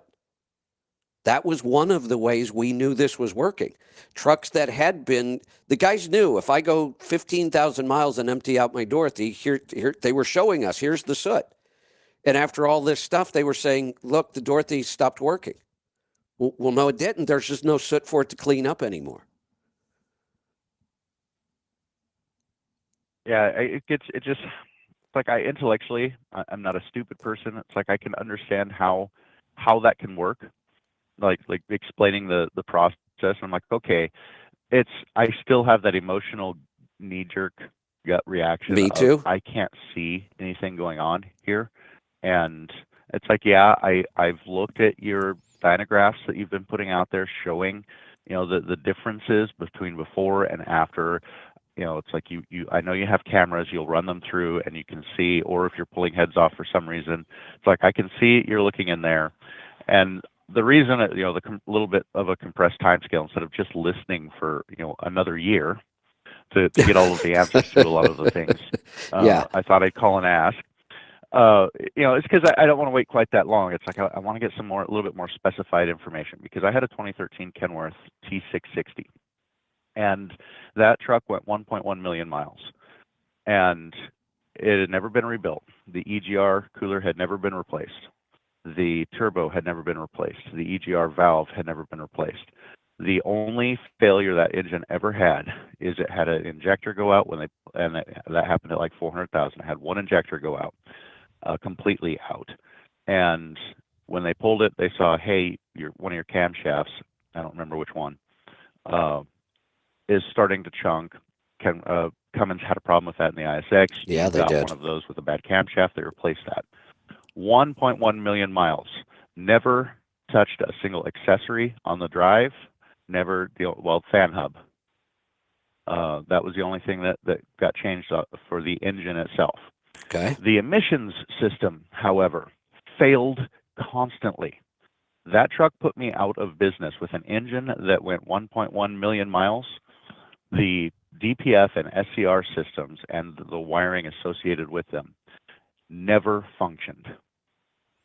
Yeah, It just constantly broke. I know that it's why we worked on this so hard. And like I said, it kind of gave you the history. We knew it was soot. We kept attacking soot different ways: clean it out, filter it out, centrifuge it out with the Dorothy. Anything we could do to get less soot in those engines, we knew would improve this. And really, we are to the point now where I am telling people, do not avoid the modern engines. We don't have to build gliders anymore and rebuild old engines. And I am really excited about our new engines now. Well, that's saying quite a lot, because I remember Right. the days of don't touch these things. Absolutely. Just stay away. But Yeah. we've got a contract now going into California. So it's an then you have incredibly to. lucrative, good. Right. Yeah. So I'm like, okay, I can't run this, 2014 Peterbilt 386 with a Series 60 Detroit in it anymore. I'm actually kind of need to get the Correct. emissions trucks, and so now I'm Well, looking now, at how do I avoid the issues that I had in that Kenworth in the new truck. I am a pretty firm believer now in one of the things we have been spending a lot of time on our Friday show. So if you want to kind of shortcut and get this information quicker, it's almost always we talk about it on Friday. I have some co-hosts on Friday. Joe Morrow works directly with Volvo. They build special trucks for him to go test things. He goes over to Sweden and works with their engineers. He's got a partner, Alec, in the background who's crunching all the numbers and verifying everything. And Henry Albert does kind of the same thing with Freightliner. Volvo has really kind of figured out the best. I did look into this, by the way. Okay, good. The engine architecture.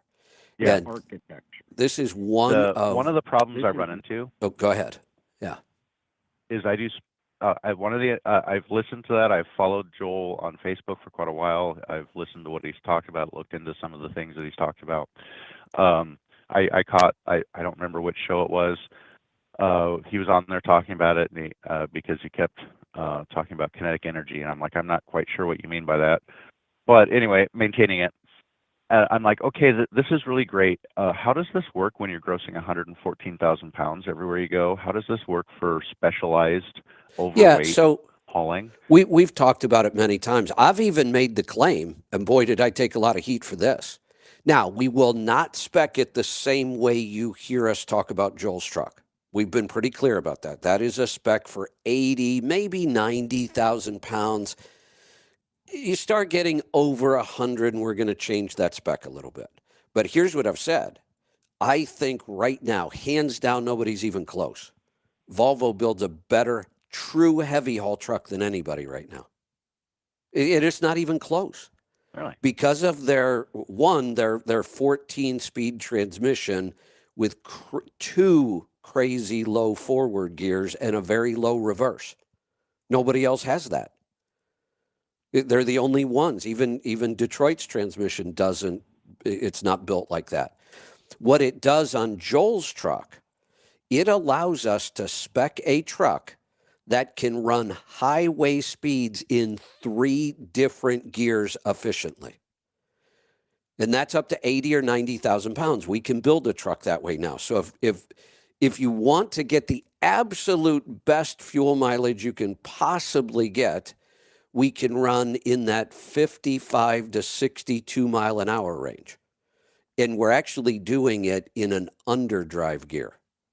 Then if you want to go faster and still get as good a fuel economy as you can going faster, knowing we're going to lose some, it can be run in a direct gear at highway speeds, up into the 70s. If you want to go 75 plus, there's an overdrive gear there. And we're talking about rear end ratios down in the very low 2s now, like 2.08s, 2.17s. You combine that with a single overdrive, you've got a truck that's running 950 RPMs at 75 miles an hour. And that's where had this conversation about RPMs. That's where we're operating this truck is in the 900 RPM range. That's downsped, and it's that's close to where the peak. Yeah, that's where the peak torque is being built. I mean, even on the Cummins X15, if you go with the efficiency series, 500 horsepower, 1850 torque, it's building that at 1,000 RPM. You can't build an ISX to run like this. It'll tear itself apart. They didn't build the bottom end strong enough, and the horsepower curve is off. It builds horsepower up at higher RPM. So when we talk about down speeding in X15, we're really talking more like the 1100 RPM range. Whereas on the Volvo Mac, we can get down into the 900 range. With the DD series, we can get into the 1,000 or so. So it's a matter of degree, and Volvo Mac allows us to go the absolute lowest. and it does a lot of things. This is a really, really complicated topic. It slows down our piston speed. So now, even if you were to build an ISX that would run at 900 RPM, the piston would be traveling faster in that engine. And that is a hard thing to get your head around. When you say, wait a minute, they're at the same RPM. Yeah, but the stroke is different.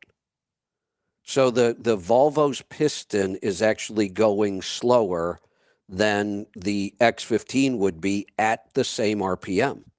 And that slower piston speed matters. The angle that the connecting rod takes is much more severe on the X15. And what that does is it pulls the piston against the side of the liner and creates a lot of drag. The way they built the Volvo keeps that connecting rod much straighter, and we're not side loading the piston. All of these things really matter. We just didn't understand them very well before.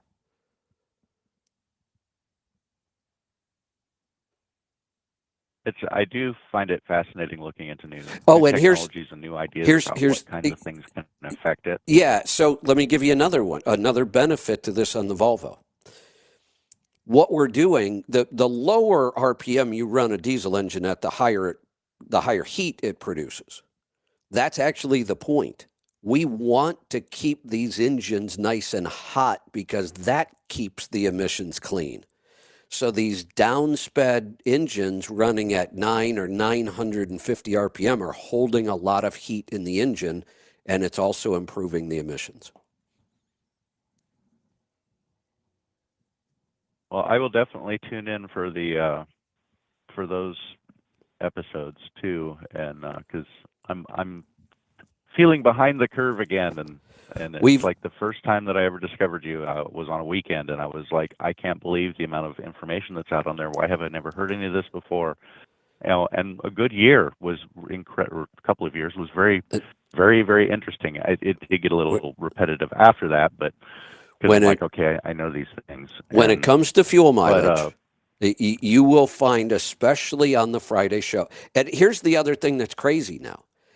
It is getting much, much more difficult. I have to take more time to explain to people. Pittsburgh Power still has a lot of focus on those kind of late 90s, early 2000 pre-emission engines. We know how to build them. We know how to run them. We know how to get really good fuel economy out of them. We know how to make them last forever. They are still really good at that. They're also still building, mechanical Cummins for people. That there's been a big upsurge in that for them. But they are also now moving into a lot more of the modern engines. But Friday is where we really focus on the modern engines. Like Volvo's next generation engine, their Gen 3, they've tweaked all of these things even more. And we've got a direct line into this with Joel now. Joel's getting to use these engines before they're even being built in trucks. And he's got a direct line to the engineers. He's advising them on these things. He's testing. So you'll find if you listen to that Friday show, you're going to hear a lot of new information. But we also have to try to get people to understand, if you've listened, we talk a lot about boost pressure and fuel economy. And keep boost low, you'll keep fuel economy high. That's not true on the new modern engines. That whole concept goes out the window. There are times we absolutely now want to run these engines at low RPM, high boost. That's when we're getting our best fuel economy. But you can't apply that to the older engines. So now we have to be very, very careful. Every time I've got to say, okay, we're talking about an older engine, and it's this engine, and we can use boost as a measure. But on this truck, we can't use boost as a measure anymore. It's no longer what we should be looking at. Well, I will definitely catch those, and I appreciate your kind of insights on there, because I'm just so skeptical. You've got the condition to go. Good. Okay, I don't believe this claim here. Let's see some numbers, and let's see some actual controlled testing. Yep. And so it was. And I trust Pittsburgh Power. It's not that I don't. I'm just on the one hand, I can intellectually kind of sort of see what you're saying is happening here. Okay, this can at least make some sense. Right. And then I'm like, emotionally, I'm still like, I don't know why I we don't went want to to a get damn fooled. fuel additive. Right. Right. I don't want to get fooled. I'm the same way. And that's why I said it really was a year that I let them talk about it. I kind of ignored it. I didn't make any comments about it. And I was just watching the results in the background. And the results became overwhelming. There was no way I could deny this was working. It is working. It still does. Well, awesome. I greatly appreciate that. And I've got that earthing book in the queue to listen to. Good. And I'll look forward to a conversation about it. I will do so, possibly, well, not probably the next one, the one after that. I'll try. There you go. Destination Health after that. I'll try and call back in to talk about it. Perfect. Thanks. All right. We got some calls to get through. Let's go to Tennessee. James, welcome to the program. Hey, man, how are you? Good. What's on your mind today? I'm having trouble the last 45 days or so with fuel mileage. For the last, the truck is a 21 Cascadia that I've had since it had 50 miles on it. Okay. And it has been solid between 7.9 and 8.1 for 4 years. Okay. The truck I paid off last summer, and since then I've been doing some upgrades to help fuel mileage: fleet air filter, flow below, air dog and Dr. Preload. Okay. Just, and the last 45 days, my fuel mileage has dropped down to, I think it's around 7.5, Ooh, which it should be up closer to 8. And what I'm finding, and we're at a time go of ahead. year where you would more likely see increases, not decreases. Sure. In the winter, I mean, obviously you're going to see, Right. give or take 0.2. Right. I totally understand that, but this should be a time where I'm excelling at fuel mileage, and I'm not changing the driving style. I'm still, 60 miles an hour. But I guess what I'm finding is a lot of the loads that I'm taking now are borderline 80,000 for the last quarter.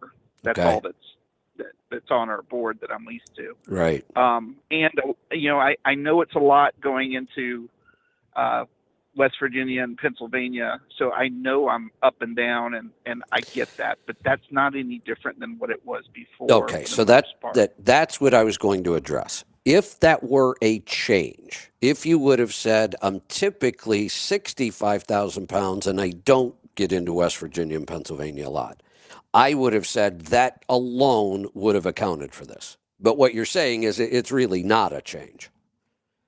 It's a percentage change, but it's not like, I mean, here's what I'm finding today. I picked up a load this morning after I dropped off the previous load, and I'm in Tennessee, fairly flat in between Knoxville and Chattanooga, and I'm running, per the truck, I'm running 10 miles per gallon.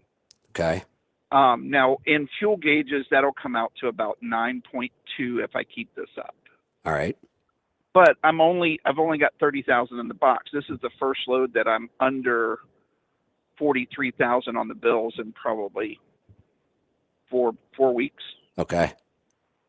So it may be just the weight, but I heard you say something not too long ago about charged air cooler, and it really starts to make a difference when there's weight applied. I mean, when you're under load. Right. Will that affect fuel mileage as well? Absolutely. The difference between a fully functioning charger cooler and a charger cooler with a complete blowout, one that just won't hold any pressure at all, which we see all the time, and you won't know it. If you don't test it, you're not going to know for sure that that's even happening. But the difference between that is a half mile per gallon. It's significant. But I know that there's a smoke test that Pittsburgh Power can do, and that maybe a dealer could do as well, I assume. So there's a couple ways we can Is there test the something charger I could cooler. see? Yeah. How would I know? I can give you, it's funny, after all this time, I just came up with a new way to test charger coolers just a week or two ago. And I ran it by everybody at Pittsburgh Power, and they said, sure, there's no reason that wouldn't work. And it is a smoke test. So now I can explain to you how to do both a pressure test and a smoke test on your own without a dealer. The pressure test is fairly simple. I actually stopped one day at Home Depot and documented all this. I walked into Home Depot, and for like $50, I pretended I didn't even have any tools with me. I walked into Home Depot, bought all the materials and tools I needed to build a charger cooler tester for under $50. And it took me about 2 hours to go in the store, buy everything, build the kit, put it together, and test the system out in the parking lot. Basically what you do, you take the two big boots off your charger cooler. And on the driver's side or the intake side, you use big PVC caps and pipes so you can get the exact right size, and you just cap off that side. You close it off completely. On the other side, you build the same kind of cap, but it has to have a pressure gauge, so you just tap into the plastic, screw on a pressure gauge, tap in again, and put on a Schrader valve for like a tire inflator. And then you just stick your air pressure on there, run it up to 30, 35 pounds of pressure, and take the air away and just watch it. And we want it to not leak. If it'll hold that pressure, then we're fine. That is a pressure test. That tells us the charger cooler's not leaking. To pressure test the whole system is a little more difficult because you're always going to get air leak past the valves. That's why it's harder to test the whole system with pressure. It's easier to test the whole system with smoke. What we typically do, in like the way Pittsburgh Power would do it, you put a plastic bag over the air cleaner and stick it back in there so you seal off that end. Then you take the, I always refer to it as the ether port off the intake manifold, and you screw your smoke machine fitting into that. Now you fill up the whole system from the intake manifold back to the air cleaner and just look for smoke. The issue there is you need a smoke machine that can build a lot of smoke. And we've always had to pay more than $800 or $900 to get one of those machines. Somebody called last week and said Amazon sells one for like $80 and it actually works. We haven't tested that yet. But I came up with kind of a pretty quick, unique way of doing this. You would use dry ice and a weed blower, like a yard blower. And you just put some dry ice into the system, take the boot off, stick the weed blower in there, and force the dry ice through the whole system. And you'll see anywhere that it's leaking.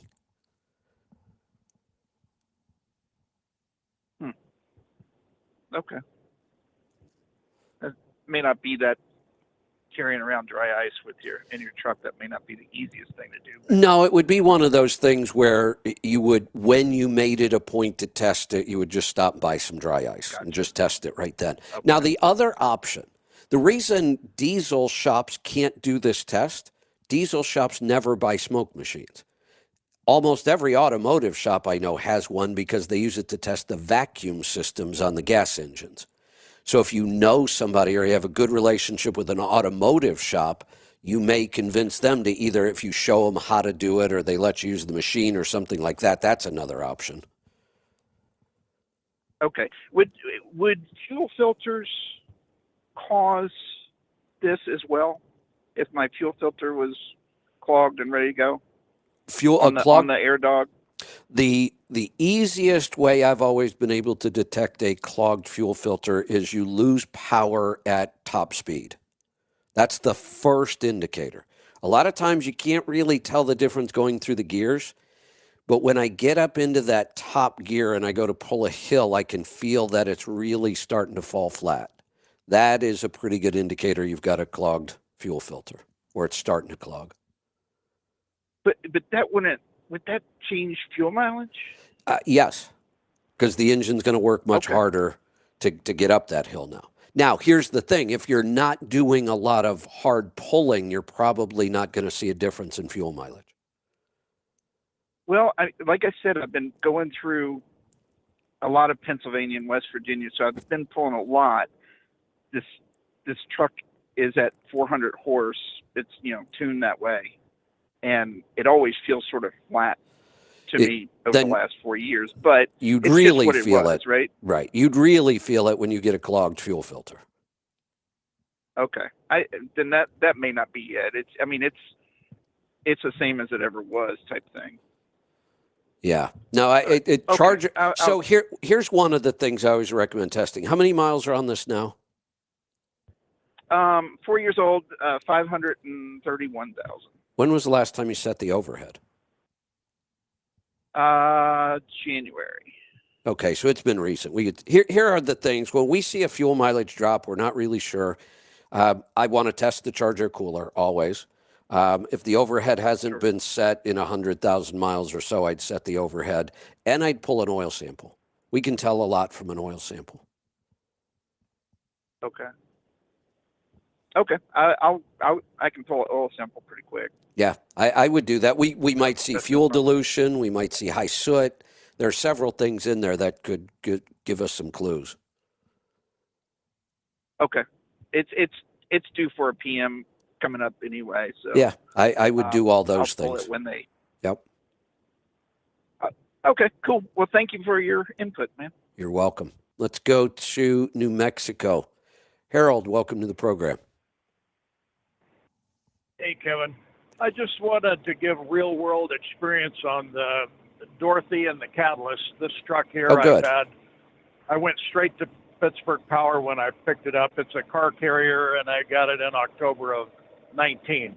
I just turned 600,000 miles, and I put the Dorothy on thinking I would need it. And in the beginning, I got a little bit out of it, although I was using the Catalyst all the time. I think they must have changed the formula a little bit in the Catalyst, because now I get nothing out of the Dorothy at all. After 600,000 miles, I've had to replace one high-low sensor on my after treatment, and no sensors on the engine. None. Nice. Yeah, I know he was.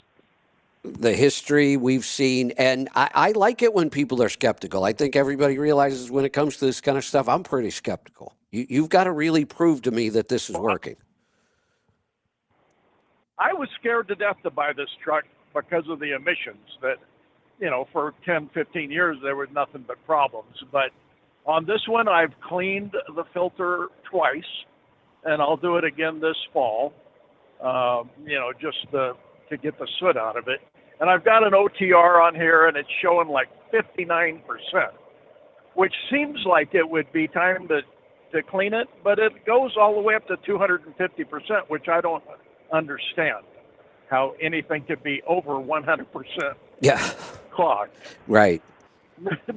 but it is. I know. And apparently, but I could see he was scared of that, but I would assume it's the catalyst that is keeping everything clean in this. And I started using, when Joel was talking about the Hot Shot Secret, I started using that, and I did get an increase of 0.2 on the car carrier from 5.4. Now my quarterly average for IFT is 5.6. Nice. So yeah, I never drove the truck without catalyst, so I don't know. I don't think that makes any difference in the fuel mileage on the Cummins, but I've heard that on the Packars it does make a big difference. So I'm not sure about that. Yeah, hard to say. Zero problems. So I just wanted to kind of confirm what you had told him about that. A real world experience. I just turned 600,000 miles on this yesterday. So yeah, I've kind of got some rules in place. Like if we are doing formal testing and we have a certain number of trucks and we're monitoring, I need like 70%. You're never going to get much more than that. I mean, there's always so many other factors. When I mean 70%, I mean 70% positive results.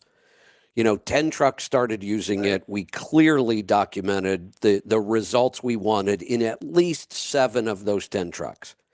If it's 6, yeah, it could be a fluke. It's just not enough for me. So it's kind of 7 is the number. If we get more than that, it's better. I have to say, of all the things we've tracked and followed and verified, I don't know that anything has been as consistent as the catalyst.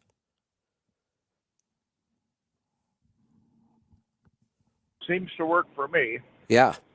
Yeah, and that's really what it was. I went straight there, and it was people like you documenting it and showing it, and it was overwhelming how many people were showing results.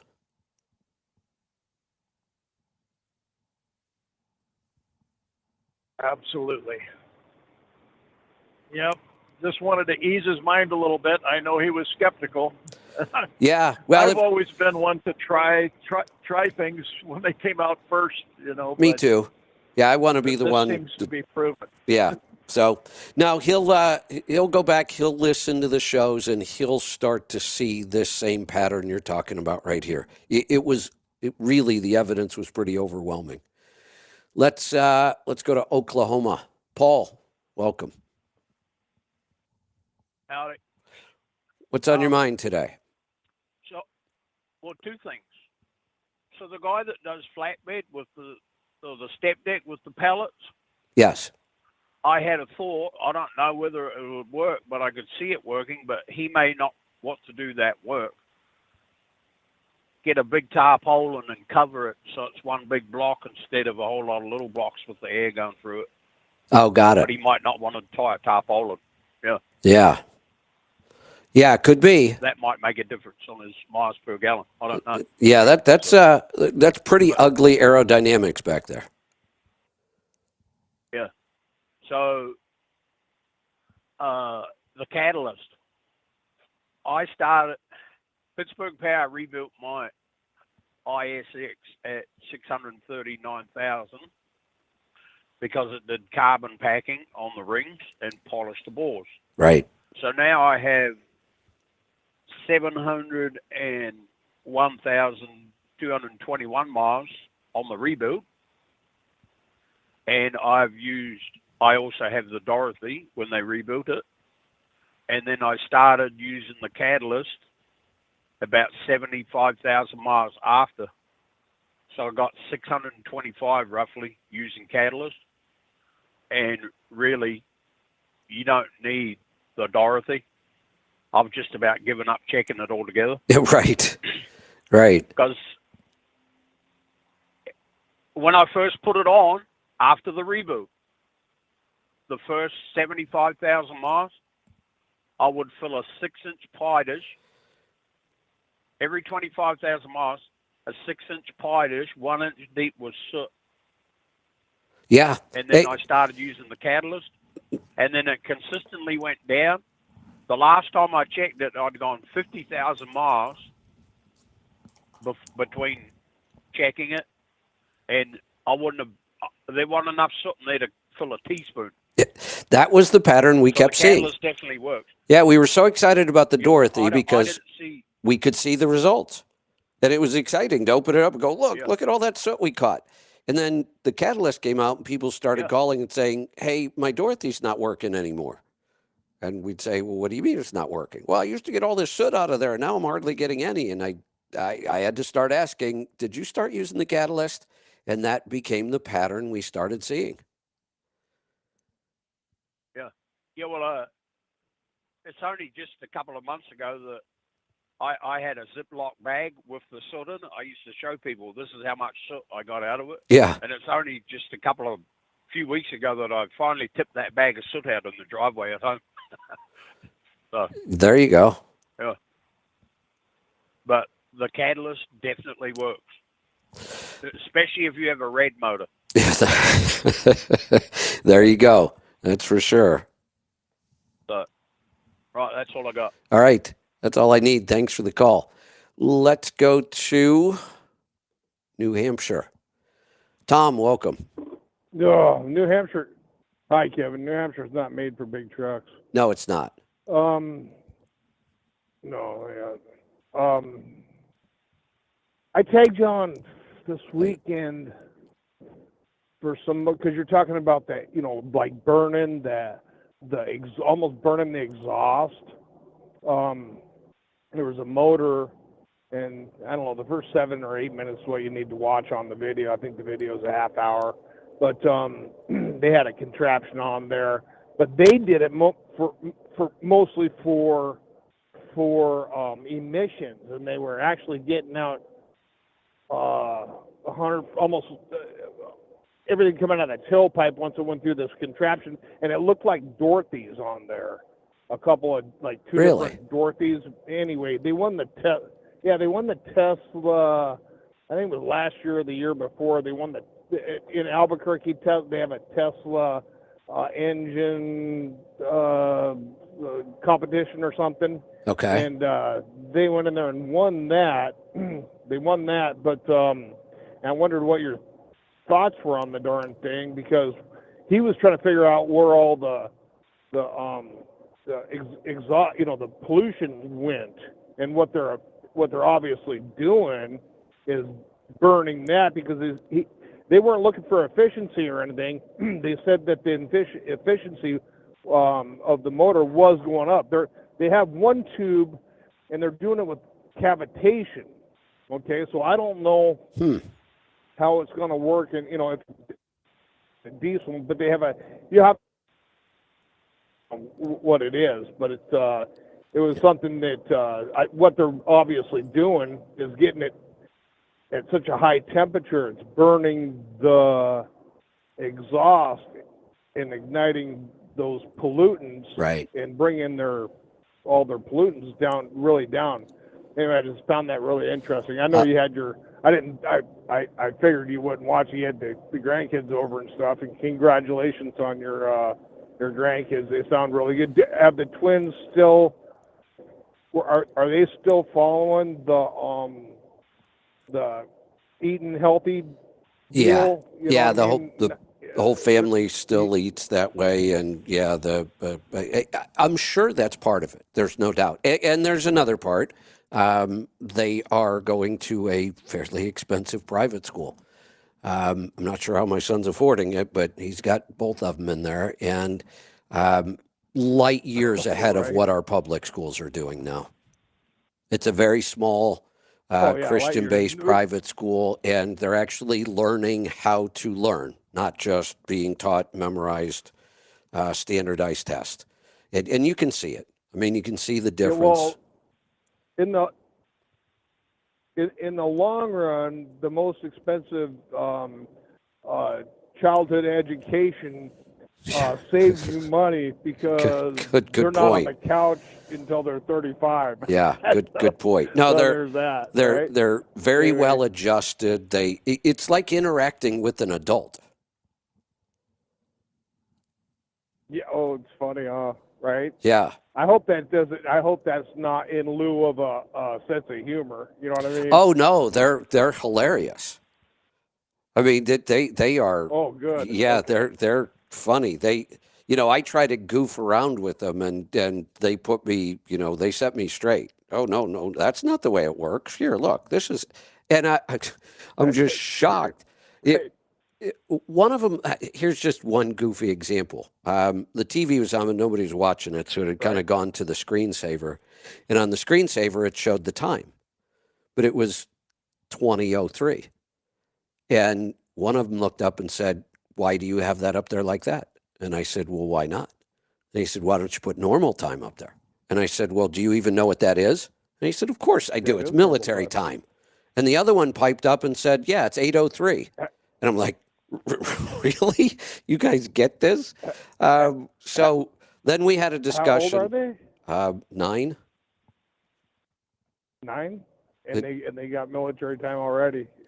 Yeah, that's like amazing. Why? But they knew what it was, and they knew the real time. But then I said, you say, why don't we use normal time? My question would be, why don't we all use military time? It actually makes more sense. And we got into a spirited debate about it. And they said, no, it doesn't. Nobody says 14 o'clock. That just sounds goofy. And I said, it only sounds goofy because you've never heard it. If we would have been using this all the time, 14 o'clock would sound completely normal. And I said, here's why it's easier. I said, if the first, we have 24 hours in a day. If the first hour of the day is called 1, what is the last hour of the day? And they would just keep saying 12. And I'd say, no, follow my logic here. We have 24 hours in a day. What if the first is 1, what's the last? 12. Yeah. So they knew they were. I know. They were just messing with you. Yeah. Yeah. So. Yeah, that's funny. Okay, great. That's all I had anyway. Yeah, I know it's you don't have a whole lot of time, but it's probably worth the first 10 minutes to watch that. I will go watch it because it sounds good. I'll go see what I can figure out. I tagged you on X. Okay, cool. Right. Thank you. Thanks. All right, let's go to Wisconsin. Jeremy, welcome. Yes, I was calling in because my engine shut itself off the other day due to low oil pressure. Ruh-roh. So I didn't know. Yeah. That's not good. What engine? So I ended up. Is it an X15? It was a DD15. Oh, a DD15. No, DD15. What year? How many miles? Yep. 300,000 miles, 2021. Ooh. I ended up putting about 7 gallons back into the engine once I realized what the problem was. The problem is my bypass filtration system, the oil filter unscrewed itself due to the lovely roads in New York City. Yikes. So I was just wondering, what I'm planning on doing is doing an oil sample to see if there's any metal in the oil now, or hopefully maybe I can see some kind of, if there was damage, or I just don't know what else to do. And that's a good next step. And honestly, there isn't a whole lot you can do. The oil sample really is our best bet. We would expect that we are going to see some wear metals. And from those wear metals, we can kind of tell you a pretty good idea of how much damage was done. The easy place to tell, look, if we have a bunch of iron and aluminum, it means we got some upper cylinder wear, but it's pretty hard to judge how much. We know some's there. Here's another indicator you should start watching closer now. My guess is before this happened, your engine was not using any oil between changes. None. And I actually called you about a month ago, and you looked at the oil sample, and the only thing that was on there was 10. And that's good that we have a baseline too. That's even better. Flawless. We have a recent baseline of an oil sample, so this one will tell us even more. It is possible if there was enough upper cylinder wear that this engine might start burning some oil. So you want to watch that a little closer now until you determine did we create enough wear on the liner that we're actually going to start consuming some oil now. That would be one thing to watch for.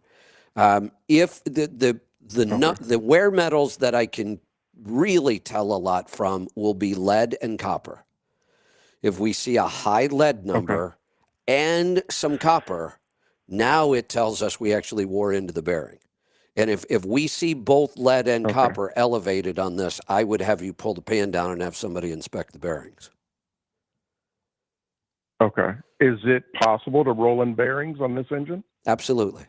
It's not very common because we never need to anymore. But in this case, if it were starved enough for oil and it caused some bearing wear, we'll clearly be able to see it on the sample. And then, yes, I would say have somebody inspect them. And while we're in there, we probably just roll in some bearings if there's wear. Okay. Do the connecting rod bearings, do those go out as well in this case, or is it usually main bearings? We could be looking for wear in both. And that if we see it in the wear metals, then we're going to go in and look to figure out everything we can. There is a really good chance, though, you may not have done any damage. These shutdowns are pretty well designed. to sense the real danger issues and shut down before damage occurs. So you may be fine. Okay. 7 gallons right. seems like a lot. I'm Perfect. surprised it didn't shut down sooner. Yeah. But if it Well- can maintain enough oil pressure with that volume of oil, everything should be fine. And you did notice the pressure was starting to drop. So I'm thinking if there's going to be wear, it's going to be pretty minimal. Well, and I didn't notice the pressure was dropping. The engine just shut itself off. Right. Like right in the middle of an intersection. Right. And it was after I hit a very, very hard bump. Which was probably basically just enough to put it over the edge. And that's what I mean. These things are fairly sensitive. Yeah.